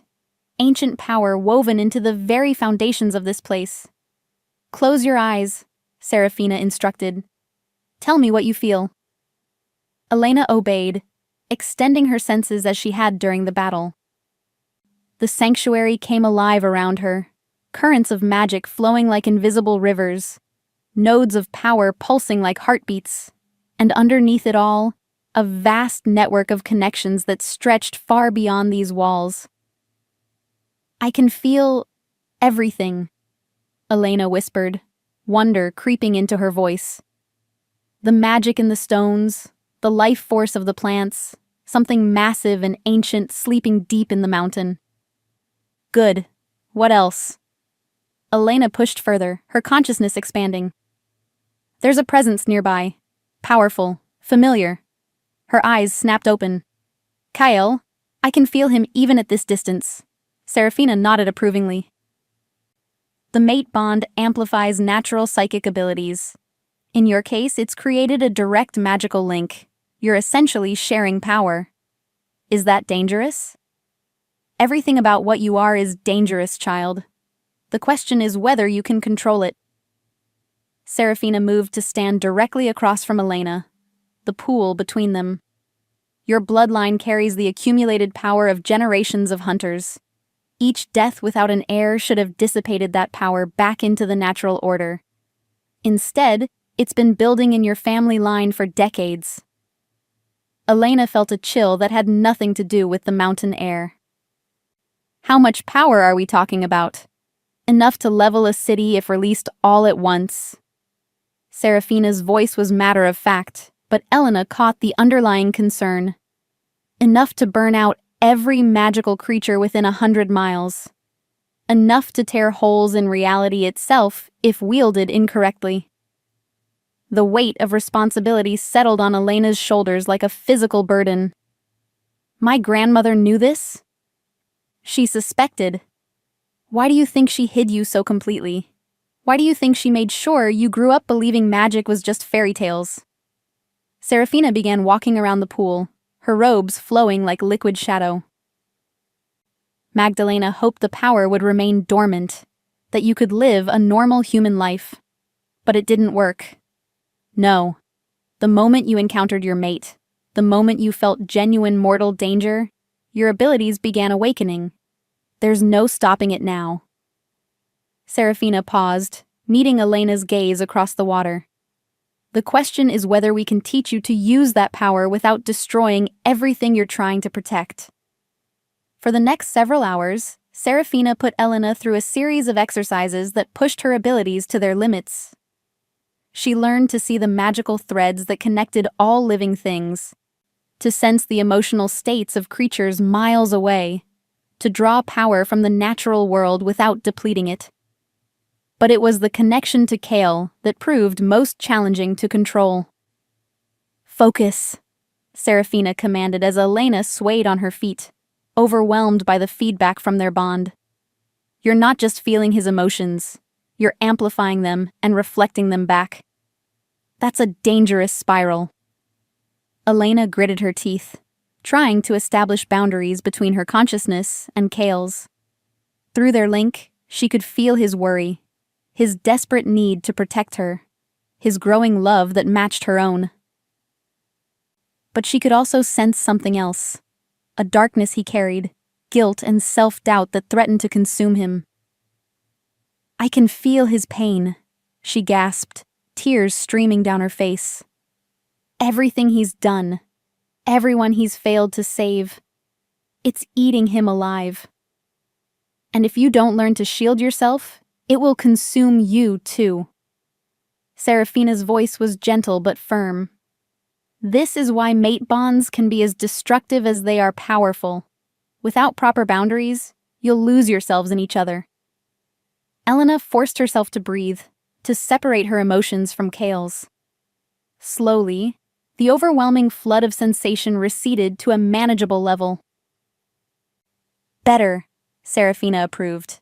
"But that was just practice. When you face real danger, when his life is threatened, maintaining those boundaries will be infinitely harder."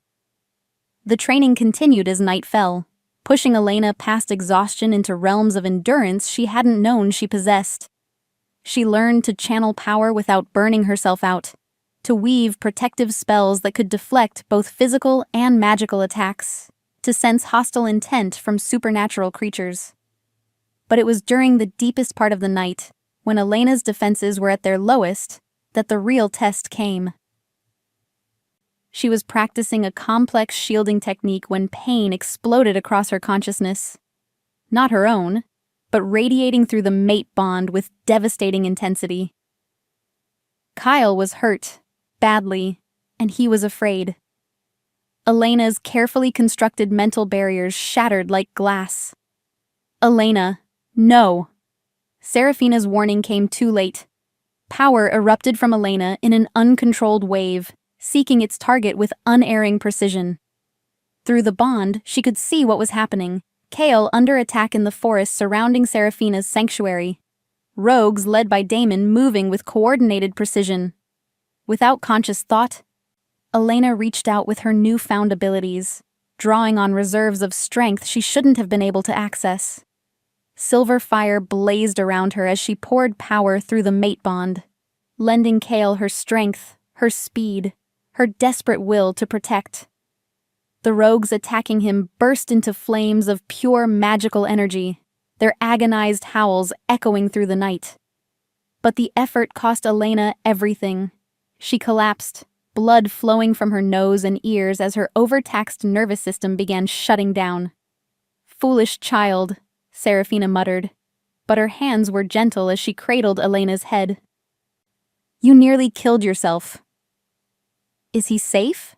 Elena whispered, darkness closing in around the edges of her vision. "He's safe. But you've just demonstrated exactly why we needed more than 3 days for your training." Serafina's expression was grim as she began weaving healing magic around Elena's damaged form. "You have the power to save him, yes, but using it like that will kill you. And if you die, the backlash through the mate bond will kill him too." Elena tried to respond, but unconsciousness claimed her before she could form the words. Her last coherent thought was a desperate hope that love would be enough to see them through the trials ahead. In her dreams, she saw a woman who looked like her standing on a battlefield under a blood-red moon, silver flames dancing around her hands as she faced an army of shadows.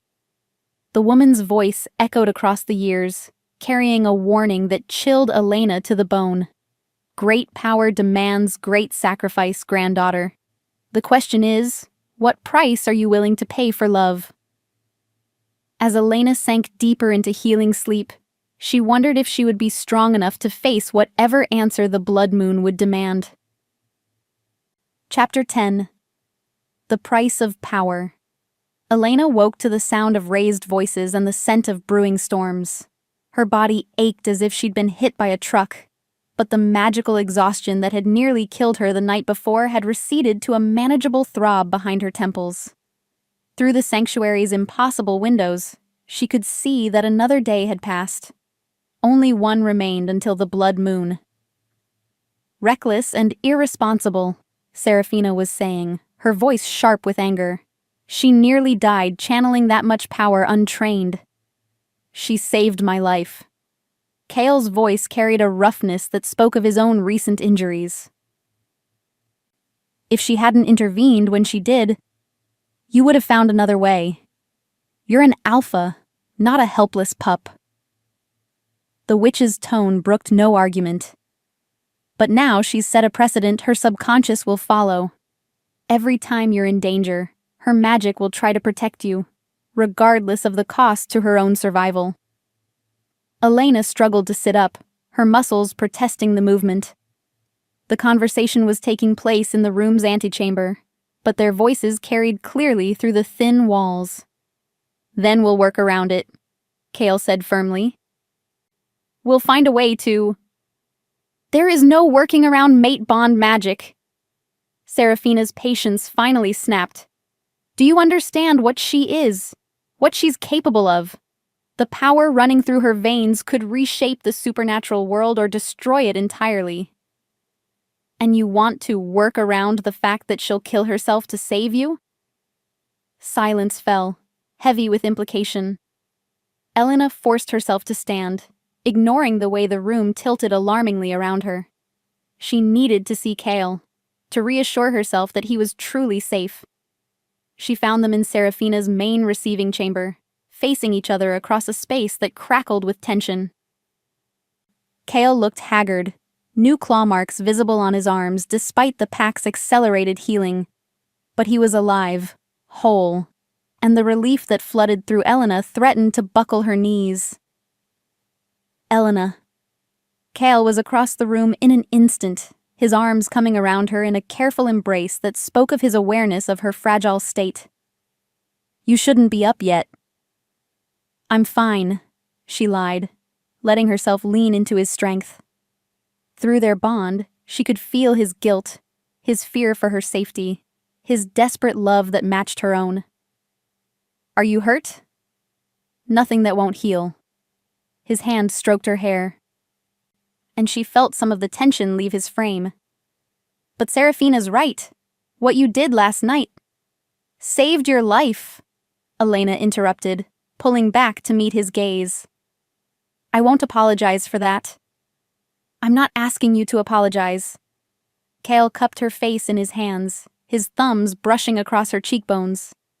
I'm asking you to understand that if you die trying to save me, you'll be killing us both.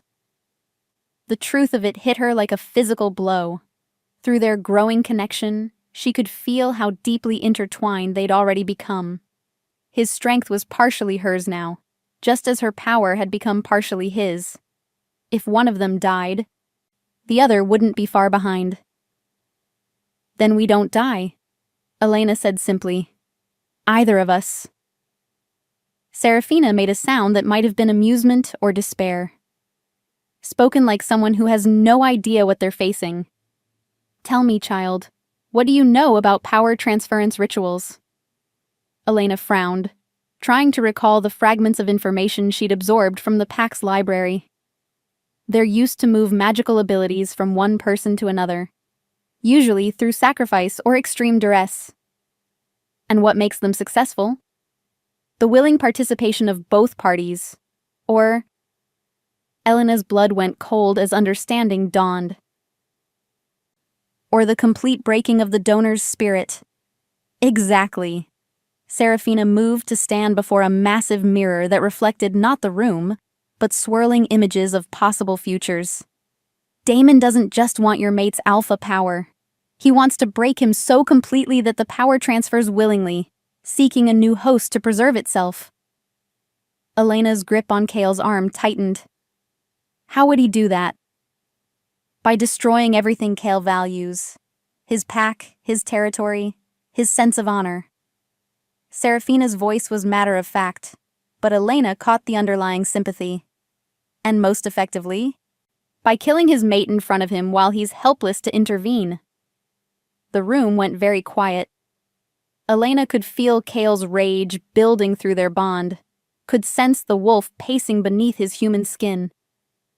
"That won't happen," Kyle said, his voice carrying alpha authority. "I won't let it happen."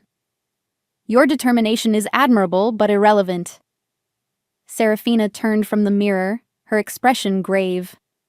The blood moon amplifies all supernatural abilities. During the ritual window, Damon will be stronger, faster, more cunning than you've ever seen him. The witch he's allied with will be channeling power from sources you can't imagine. And Elena? What about Elena? Kyle demanded. During the blood moon, her abilities will be magnified beyond anything we've prepared her for. She'll have access to the full scope of her inherited power. Serafina's gaze found Elena's. But without proper training, without the mental disciplines that take years to develop, that power will consume her from within. Elena absorbed this information, trying to process the impossible choice they were being presented with. So our options are to face Damon while I'm undertrained and likely to burn myself out, or to run and let him hunt us down at his leisure. Those aren't the only options, Serafina said quietly. Kale went very still. What are you suggesting? There is a way to stabilize Elena's abilities, to give her the control she needs to survive what's coming. The witch's expression was carefully neutral, but it requires a binding ritual that would fundamentally change both of you. What kind of binding? Elena asked, though part of her already suspected the answer. A true mate bond. Not the instinctive recognition you're experiencing now, but a formal magical joining that would make you two halves of a single whole. Serafina's voice carried the weight of ancient knowledge. Your power and his, combined and balanced. Your strengths covering his weaknesses, his experience guiding your raw ability. Elena felt her pulse quicken. What would that mean, practically? You would share not just emotions and sensations, but thoughts, memories, magical abilities. You would be as connected as two separate beings can become, while still maintaining individual identities. Serafina paused, studying their faces. But the ritual is irreversible. Once bound, you would be linked for life. If one of you dies, the other follows within hours. Kale was quiet for a long moment, his eyes never leaving Elena's face. And if we don't do the binding? Then Elena faces tomorrow night with power she can't control and training that barely scratches the surface of what she needs. Serafina's honesty was brutal but necessary. She might survive the first major use of her abilities. She almost certainly won't survive the second. The choice stretched between them, heavy with implication. Elena could see the war raging in Kale's expression, his desire to protect her warring with his fear of trapping her in a bond she might come to regret. It's not your decision alone, Elena said softly, understanding his internal struggle. This affects both of us. I know. Kale's hand found hers, their fingers intertwining. But I also know what I'm asking of you. To bind yourself to someone you've known for less than a week. To tie your life to mine when my enemies want me dead. Elena considered this, weighing the risks against the alternatives. Through their existing bond, she could feel Kale's love, his fierce protectiveness, his absolute commitment to her well-being. She could also sense the depth of his guilt over David's death, his fear that he wasn't worthy of the loyalty his pack showed him. I have a question, she said, looking between Kale and Serafina. If we do this binding, would it help with the guilt and self-doubt he carries? Would sharing the burden make it easier to bear? Serafina's expression softened slightly. A true mate bond creates perfect emotional honesty. You would experience his memories as he experienced them, understand his choices from his perspective. You would also lend him your strength to carry the weight of leadership. And he would understand why I made the choice to bind myself to him, Elena added, meeting Kyle's gaze. He would know, beyond any doubt, that it's what I want. Kale searched her face, looking for any sign of hesitation or regret. Elena, this isn't something you can undo. If we do this, then we do it together, she interrupted, raising their joined hands to press a kiss to his knuckles. We face whatever comes next as partners, as equals, as two people who chose each other against impossible odds. For a moment, the mask of alpha authority slipped, revealing the man underneath. Vulnerable, hopeful, desperately in love. Together, he agreed softly. Serafina nodded, though Elena caught a flicker of something that might have been concern in her expression. Then we begin immediately. The ritual must be completed before moonrise, and there are preparations to make. As the witch began gathering materials for the binding ceremony, Elena felt a mixture of anticipation and terror coursing through her veins. Tomorrow night, she would face an enemy who wanted to destroy everything she was beginning to care about. But she wouldn't face him alone. Whatever the blood moon brought, she and Kale would meet it as one. Chapter 11. Bound by Blood and Moonlight. The ritual chamber lay deep beneath Serafina's sanctuary, carved from living stone and illuminated by crystals that pulsed with their own inner light. Ancient symbols spiraled across the walls and floor, their meanings lost to all but the most learned practitioners of the old ways. At the room's heart stood a raised dais surrounded by a circle of silver that gleamed like captured starlight. This is where the first mate bonds were forged, Serafina explained, her voice echoing strangely in the enclosed space. Before packs and territories, before the great divisions between supernatural species. When magic was young and love was considered the most powerful force in existence.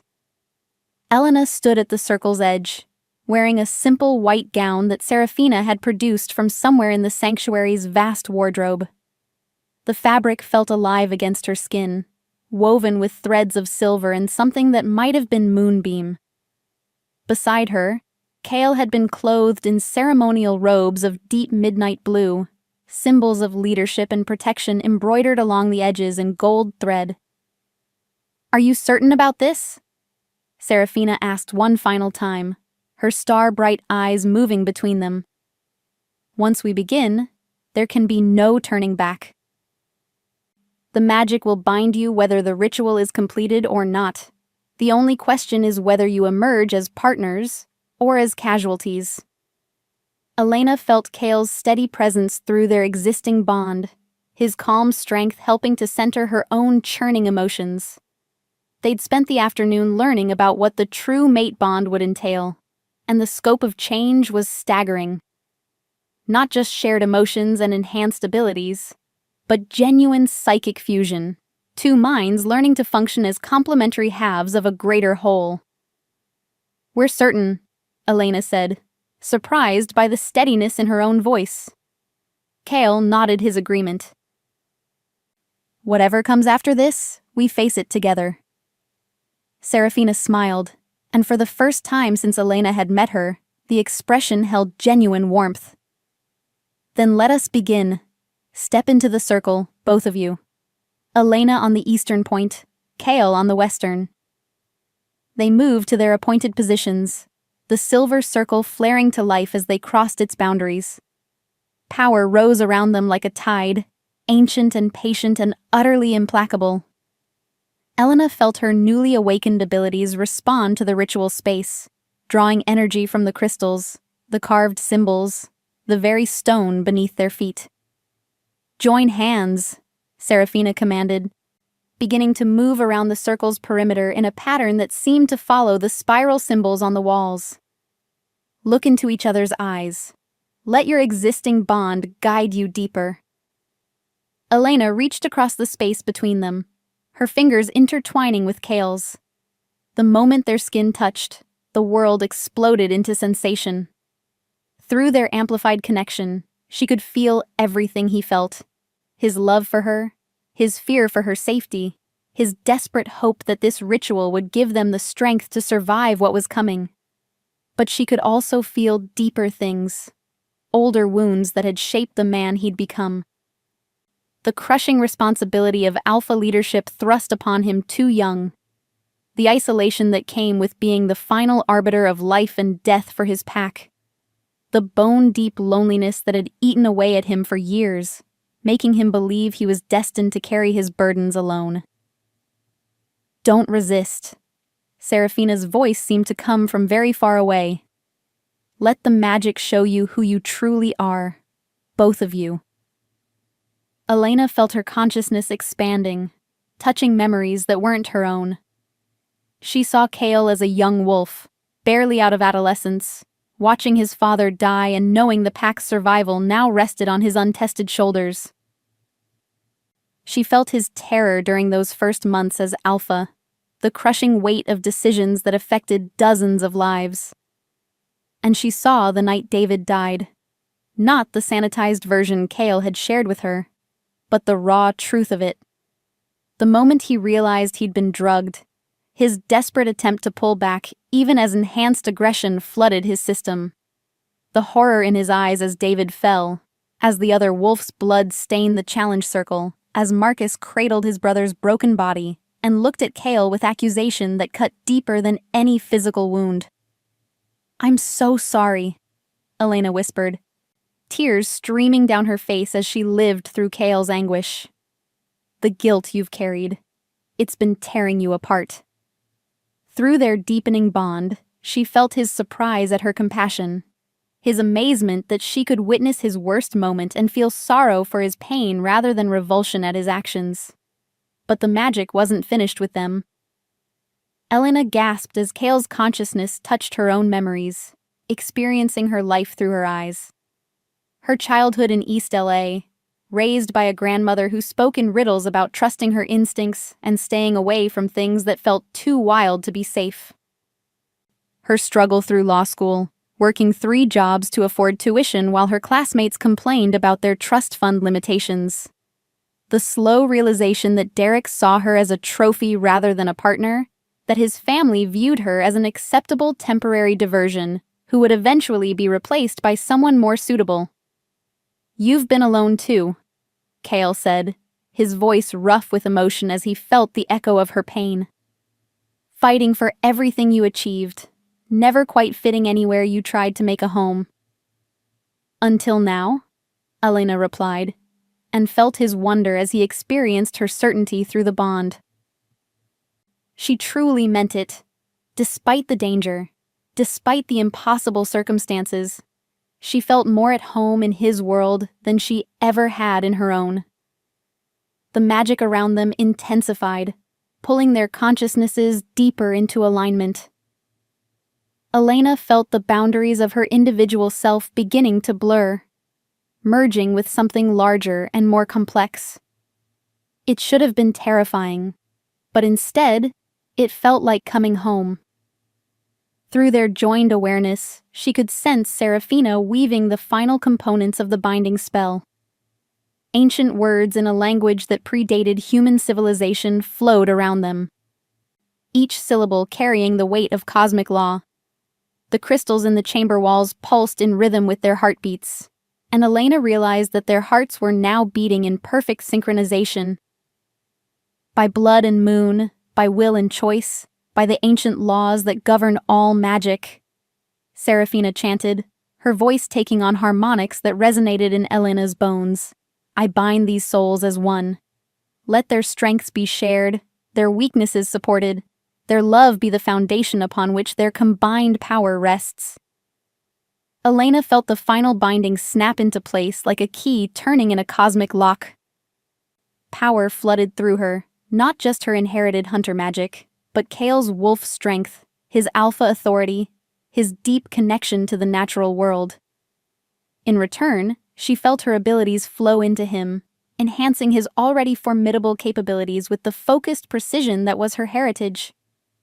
But beyond the magical fusion, there was something even more profound. Elena could feel Kale's mind alongside her own, separate but connected, his thoughts and memories now as accessible to her as her own.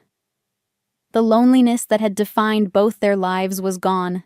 replaced by a completeness neither had ever imagined possible. "It is done," Serafina announced, her voice heavy with exhaustion. The witch had aged visibly during the ritual, the cost of channeling such ancient magic evident in every line of her face. "You are bound as true mates, your fates intertwined until the end of your days." Elena and Kyle stood in the circle, still joined by their clasped hands, staring at each other in wonder. The physical world looked different now. Elena could see the magical currents that flowed through everything, could sense the life force of creatures miles away.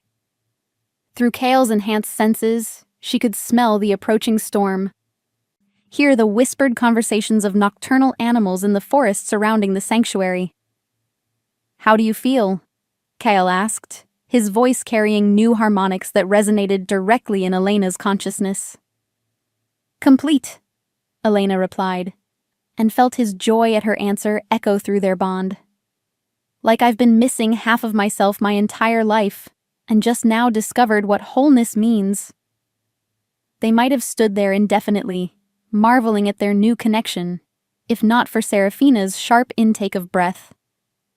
"What is it?" Elena asked, turning to where the witch stood frozen at the circle's edge. "The scrying mirror upstairs," Serafina whispered, her face pale with fear. "It's showing movement, multiple signatures, approaching fast from the south." Through their bond, Elena felt Kale's immediate shift into alpha mode, his consciousness focusing with predatory intensity. How many? At least 20. Maybe more.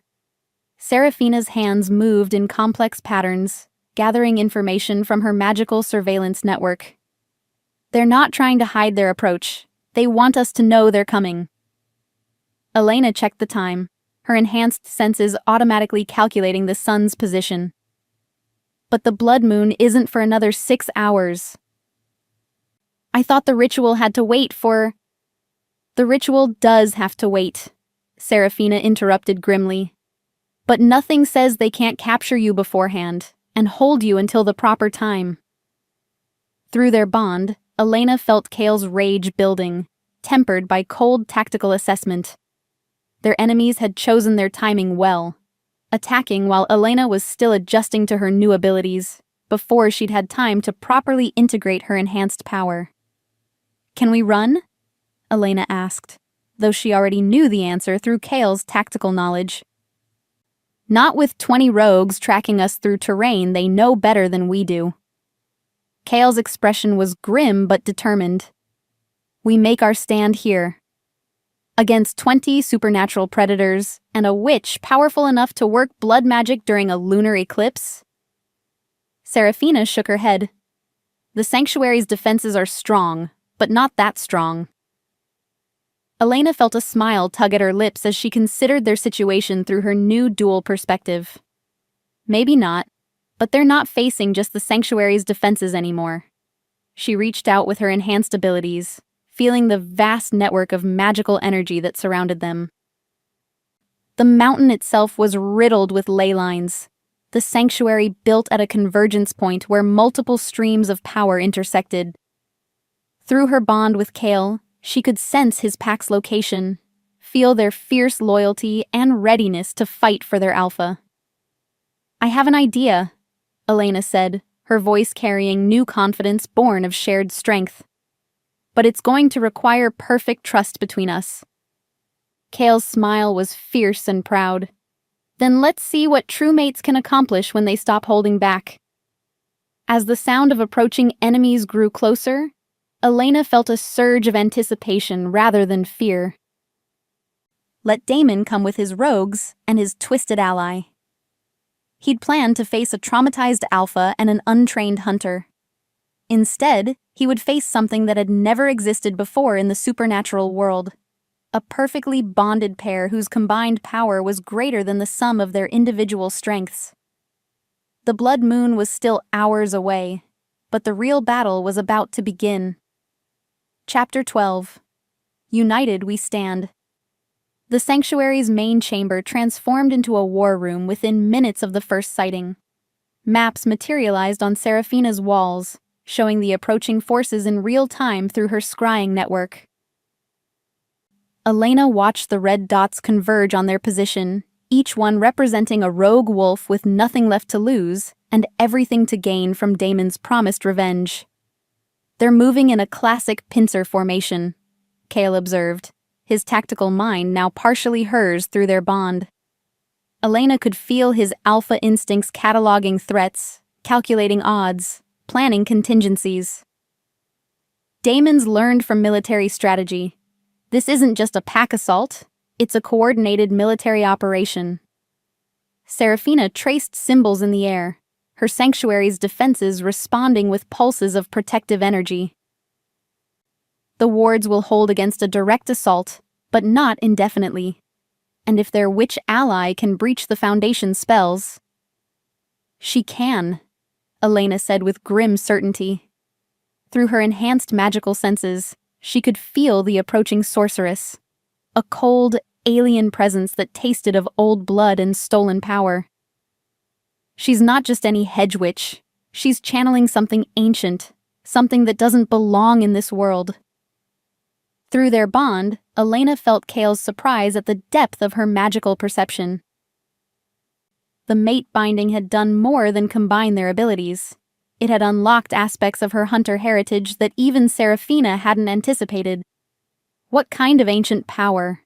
the older witch asked, her star-bright eyes reflecting sudden concern. Elena closed her eyes, extending her consciousness toward the approaching threat. The sensation was like touching ice that burned, wrongness that made her soul recoil. Shadow magic. The kind the first hunters were created to combat. She's drawing power from something that exists in the spaces between realities. "Impossible," Serafina breathed. "Shadow entities were banished centuries ago. The dimensional barriers are weakening," Elena interrupted, pieces of inherited knowledge clicking into place. The blood moon, the convergence of ley lines here, the systematic destruction of hunter bloodlines. It's all connected. Someone's been planning this for decades. Through their bond, she felt Cale's understanding dawn alongside her own. Damon's not the real mastermind. He's just another pawn. "A very effective pawn," Serafina said grimly, watching the red dots on her magical map spread into perfect encirclement positions. "But you're right. This level of planning, the resources required to corrupt that many wolves, the knowledge needed to work shadow magic, someone much older and more powerful is pulling the strings." Elena opened her eyes, meeting Cale's gaze across the room. Through their bond, they shared the same terrible realization. They weren't just fighting for their lives or their love. They were fighting to prevent something catastrophic from being unleashed on the world. "The good news," Elena said, surprising herself with how calm she sounded, "is that we're not the same people we were an hour ago." She reached out with her newly expanded abilities, feeling for the familiar presences of Cale's pack. Marcus and the others were moving through the forest, approaching from the north in response to some signal she hadn't consciously sent. Through Cale's alpha bond with them, she could sense their fierce loyalty, their readiness to die for their leader. "They're coming," she told Cale. "Your pack." They felt the bond forming and they're responding. Cale's expression shifted into something that was pure predator satisfaction. 8 wolves against 20 rogues and a shadow witch. Under normal circumstances, I'd call those poor odds. "But these aren't normal circumstances," Serafina said, her voice carrying new understanding. Through their bond, Elena felt Cale's memory surface, something his father had told him about the old days, when alphas and hunters worked together to protect the world from supernatural threats. "The convergence point," Elena said, the pieces finally falling into place. "That's why you brought me here, isn't it? Not just for training, but because this sanctuary sits on one of the most powerful magical nexuses in North America." Serafina's smile was sharp as a blade. "Clever girl. Yes, this is where the barriers are thinnest, where shadow entities would try to break through if they could. But it's also where a properly trained hunter-mage would have the most power to stop them. Through their bond, Elena felt Kale's fierce pride in her intelligence, mixed with growing battle anticipation. The mate bond had changed them both in ways they were only beginning to understand. Where Elena had gained his tactical instincts and supernatural senses, Kale had inherited her analytical mind and her instinctive understanding of magical theory. "How long until they reach us?" Elena asked, checking the positions on Serafina's map. 15 minutes, the witch replied. "Maybe less." Elena nodded, her mind already working through possibilities. Through Kale's knowledge, she could see the sanctuary's layout, understand the defensive advantages it offered. Through her own awakening abilities, she could sense the vast reservoir of power available at this convergence point. "I have a plan," she said, moving to stand beside Kale. "But it requires perfect synchronization between us." "Tell me," Kale said simply, his absolute trust flowing through their bond like warmth. Elena reached for his hands, their connection deepening as skin touched skin. The Shadow Witch is drawing power from entities that exist between dimensions. But convergence points like this one work both ways. They're not just weak spots where things can break through.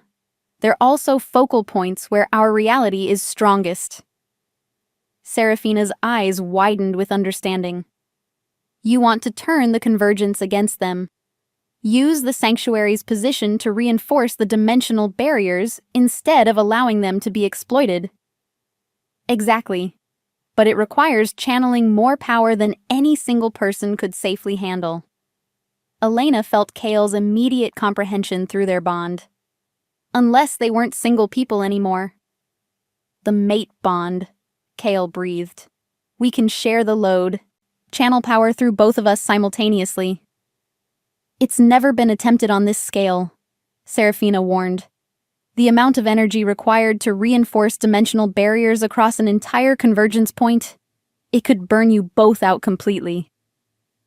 Through their bond, Elena felt Kale's certainty matching her own. They'd found each other against impossible odds, bound themselves together in the face of overwhelming danger. Whatever came next, they would face it as one. "Better to burn out fighting than to live in a world where shadow entities run free," Elena said firmly.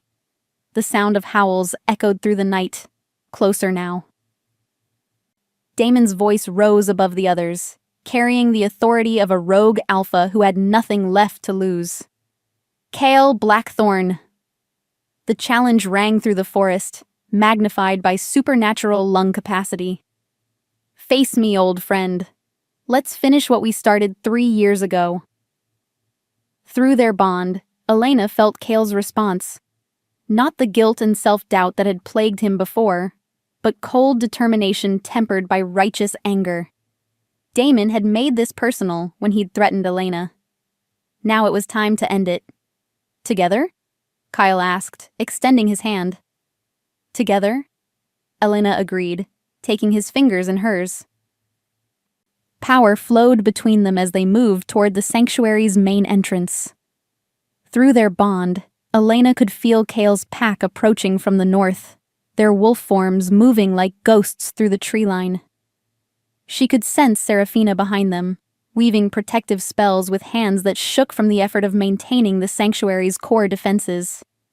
And she could feel the wrongness approaching from the south.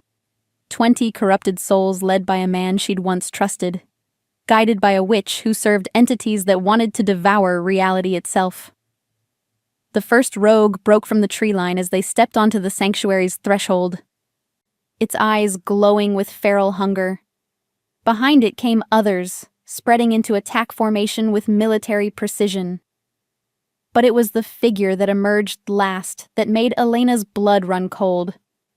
The Shadow Witch stood at the forest's edge, her form wreathed in darkness that seemed to eat light rather than simply block it. She was no longer entirely human. Whatever entities she'd bound herself to had begun changing her, turning her into something that belonged in nightmares rather than the waking world. "Impressive!" the witch called, her voice carrying harmonics that hurt to hear. The binding worked even better than I'd hoped. You've made yourselves into a perfect conduit for the power we need. For the power you'll never have, Elena replied, surprised by the authority in her own voice. Through their bond, she felt Kale's wolf rising to the surface, his eyes beginning to glow with alpha fire. Around them, the sanctuary's defenses hummed with potential energy, waiting for direction. In the distance, Marcus howled a challenge that was answered by the other pack members. The real battle was about to begin. Elena squeezed Kale's hand, feeling their combined power building like a storm preparing to break. Whatever the Shadow Witch and her corrupted allies had planned, they were about to discover what happened when true mates stopped holding back. The blood moon was still hours away, but Elena could already feel its influence beginning to touch the world.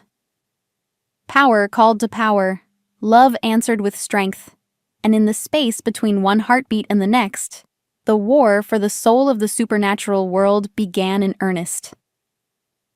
Let's show them what we're made of, Elena said, her voice carrying the combined authority of Hunter and Alpha. The first rogue charged, and everything exploded into chaos and silver fire. Chapter 13. Blood Moon Rising. The battle erupted across the sanctuary grounds like a supernatural storm given flesh and fury. Elena moved with fluid grace that was part her own training, and part Kale's predatory instincts. Silver fire streaming from her hands as she carved through attacking rogues. Beside her, Kale flowed between human and wolf forms with seamless ease, his alpha power amplified by her hunter magic until he moved like a force of nature itself. Through their bond, they fought as one entity with two bodies. Elena's analytical mind calculating trajectories and weak points while Kale's combat experience guided their movements with deadly precision. When a rogue came at her from behind, she spun without looking, knowing Kale's enhanced senses had detected the threat. When three wolves tried to overwhelm him simultaneously, Elena's power flowed through their connection, lending him the speed and strength to tear through them like paper. The witch! Seraphina's voice cut through the chaos as the shadow sorceress began chanting, her hands weaving patterns that made reality ripple around her. She's opening a rift! Elena felt it immediately, a tear in the fabric of the world, something cold and hungry pressing against the barriers between dimensions. Through her inherited knowledge, she recognized the signs. A shadow entity trying to claw its way into their reality, drawn by the blood moon's power and the witch's corrupt ritual. Kale, she gasped, dodging claws that left trails of frost in the air. The convergence point. If that thing breaks through here, it'll have access to every ley line on the continent. Kyle finished, his own understanding flowing through their bond. We have to stop her now. But the remaining rogues surged forward in a coordinated assault, clearly under orders to keep them distracted while their mistress completed her summoning. Elena found herself separated from Kale by a wall of snarling wolves, their eyes reflecting not just feral hunger, but something deeper, the influence of whatever entity was trying to break through. Through their bond, she felt Kale's desperate need to reach her, his alpha rage at being kept from his mate's side. But she also felt something else, his absolute trust in her ability to handle the threat on her own. You don't need me to be complete. His mental voice whispered through their connection. You never did. You just needed to believe in yourself. Elena smiled, silver fire blazing brighter around her as she embraced the truth of his words. She was Elena Vasquez, granddaughter of the greatest hunter of her generation. She was the inheritor of centuries of accumulated power, trained by forces that had shaped the supernatural world since its beginning.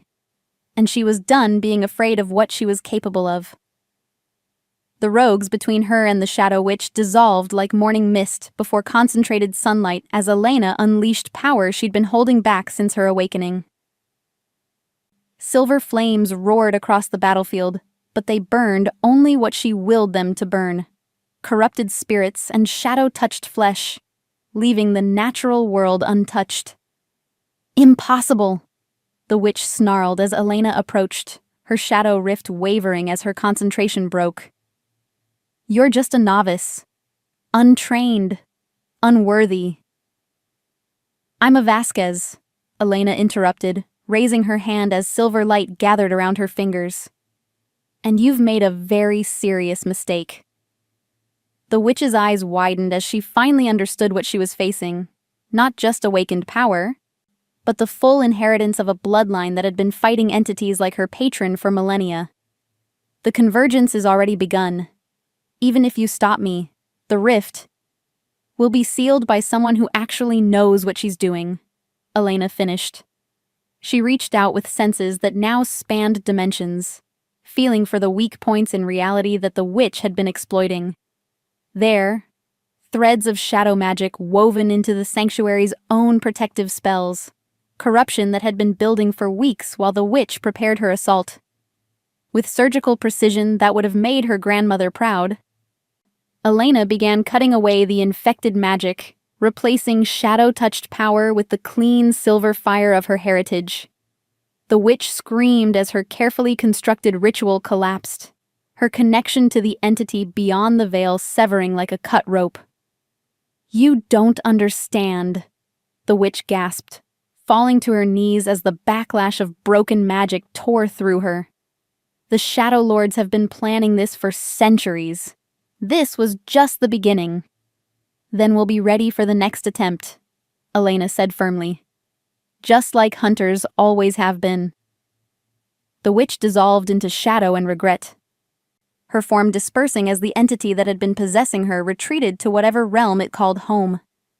Around the battlefield, the remaining rogues suddenly stopped fighting, confusion and horror replacing the alien influence that had been driving them.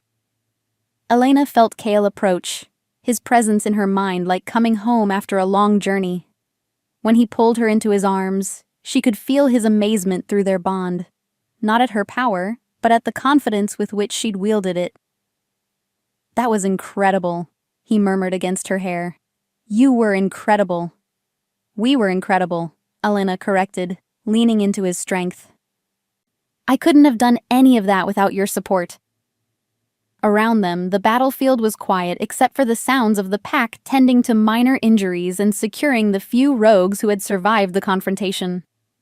Marcus approached, his expression mixing relief with professional assessment. "The perimeter's secure," he reported. "Most of the rogues fled when their witch disappeared. The ones who stayed..." He gestured to where Finn and Jacob were helping 3 wolves who looked dazed and confused. They seemed to be recovering from whatever influence was controlling them. Elena extended her magical senses, checking the refugees for lingering corruption. "They're clean. Whatever hold that entity had on them, it's broken now." "And Damon?" Kale asked, though Elena could feel through their bond that he already knew the answer. "Gone," Marcus confirmed. "Disappeared the moment the witch fell. But Alpha, some of the rogues are asking about amnesty, about coming home." Through their bond, Elena felt the complex mixture of emotions that request stirred in Kale. Hope and caution. The desire to rebuild balanced against the need to protect what they'd fought to preserve. "We'll consider each case individually," Kale decided. "Anyone who wants to rejoin the pack will undergo a full evaluation. No one gets a free pass, but no one gets condemned for actions they took while under external influence." As the immediate crisis passed, Elena became aware of the sky above them. The blood moon had finally risen, casting everything in shades of silver and crimson. But instead of the ominous threat it had represented hours before, it now felt like a benediction, a cosmic acknowledgement of battles fought and won. "It's beautiful," she said softly, watching the moon's light play across the sanctuary's damaged but still standing walls. "Not as beautiful as you," Kyle replied. And Elena could feel his love through their bond. Not the desperate, frightened love of 2 people clinging together in crisis, but the deep, steady affection of partners who had faced the worst and emerged stronger. Serafina approached, looking exhausted but satisfied.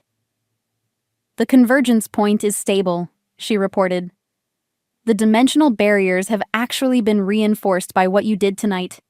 It will be decades before anything can attempt another breach here." "And Elena's training?" Kale asked. The witch smiled, and there was genuine affection in her expression. "I think recent events have demonstrated that she's moved well beyond anything I could teach her, though I suspect she'll want to continue learning about her heritage." Elena nodded, feeling the vast scope of inherited knowledge that was still largely untapped. "There's so much I still don't know about what hunters were, what we're supposed to do in the modern world. Then we'll figure it out together," Kale said simply. "All of us. The supernatural world is changing, and maybe it's time we changed with it." Through their bond, Elena felt his vision for the future. Packs working with hunters instead of hiding from them. Supernatural communities policing themselves while protecting humanity from the things that went bump in the night. It was ambitious and idealistic, and absolutely worth fighting for. "Together," she agreed, sealing the promise with a kiss that tasted like moonlight and hope. 3 months later, Elena stood in the renovated cabin that had become their permanent home, watching through the window as Kale worked with a group of young wolves, teaching them to control their shifting during high-emotion periods. The sight of him patient and encouraging with the pups, using gentle guidance instead of alpha dominance, never failed to make her heart skip. The supernatural world had indeed begun changing. Word of the Shadow Witch's defeat and the successful Hunter Pack alliance had spread, inspiring other communities to reach out. Elena found herself serving as a liaison between groups that had considered each other enemies for generations, helping to negotiate treaties and establish communication protocols. It wasn't easy work. Centuries of mistrust didn't evaporate overnight. But every small success felt like a step toward the future Kale had envisioned. A world where supernatural beings could coexist without constant fear of discovery or persecution. A knock at the door interrupted her thoughts. She opened it to find Marcus holding an official-looking envelope. "Council business," he said apologetically. "3 more packs want to discuss alliance agreements, and there's been another shadow magic sighting in Oregon." Elena sighed, but there was satisfaction in the sound rather than exhaustion.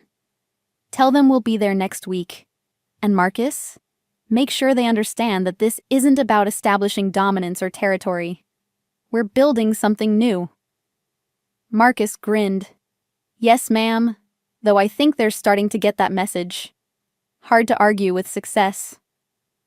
After he left, Elena felt Kale's presence approaching through their bond before she heard his footsteps on the porch. He entered with snow in his hair and satisfaction radiating through their connection. "Good session?" she asked, moving into his arms. "Very. Young Thomas managed a full controlled shift today, and Sarah's finally learning to channel her emotions instead of being controlled by them." Kale's pride in his students was evident. "How was your day?" 3 more alliance requests, and another shadow sighting. Elena felt his immediate shift to alert concern. "Oregon this time, but preliminary reports suggest it's just residual corruption from the witch's network, not a new incursion. We should still check it personally." "Agreed. But first..." Elena reached up to brush snow from his hair, marveling as she did every day at how natural this felt. "We have that call with Serafina about the new training protocols." Kale's expression softened. "Are you ready for that? Training other hunters means accepting that I'm not the last of my kind," Elena finished. "That somewhere out there, other bloodlines survived and are starting to awaken. It's terrifying and wonderful and exactly what the world needs." Through their bond, she felt his pride in her growth. his amazement at how far she'd come from the frightened woman who'd been stranded in a blizzard not so long ago. But she also felt something else, a contentment so deep and abiding that it took her breath away. "I love you," he said simply, the words carrying the weight of absolute truth. "I love you too," Elena replied, and meant it with every fiber of her being. Outside, the first snow of winter began to fall, covering the mountain landscape in pristine white. But inside their cabin, warmed by love and purpose, and the unshakable bond between them, Elena and Cale planned for a future that would be shaped by cooperation instead of conflict, understanding instead of fear. The blood moon had passed, the shadows had been defeated, and they had found their way home to each other. Whatever challenges awaited them in the supernatural world they were helping to rebuild, they would face them as they had faced everything else, together as one, forever bound by a love that had proven stronger than any force arrayed against it. The hunter and the alpha, the woman and the wolf, partners in all things until the end of their days.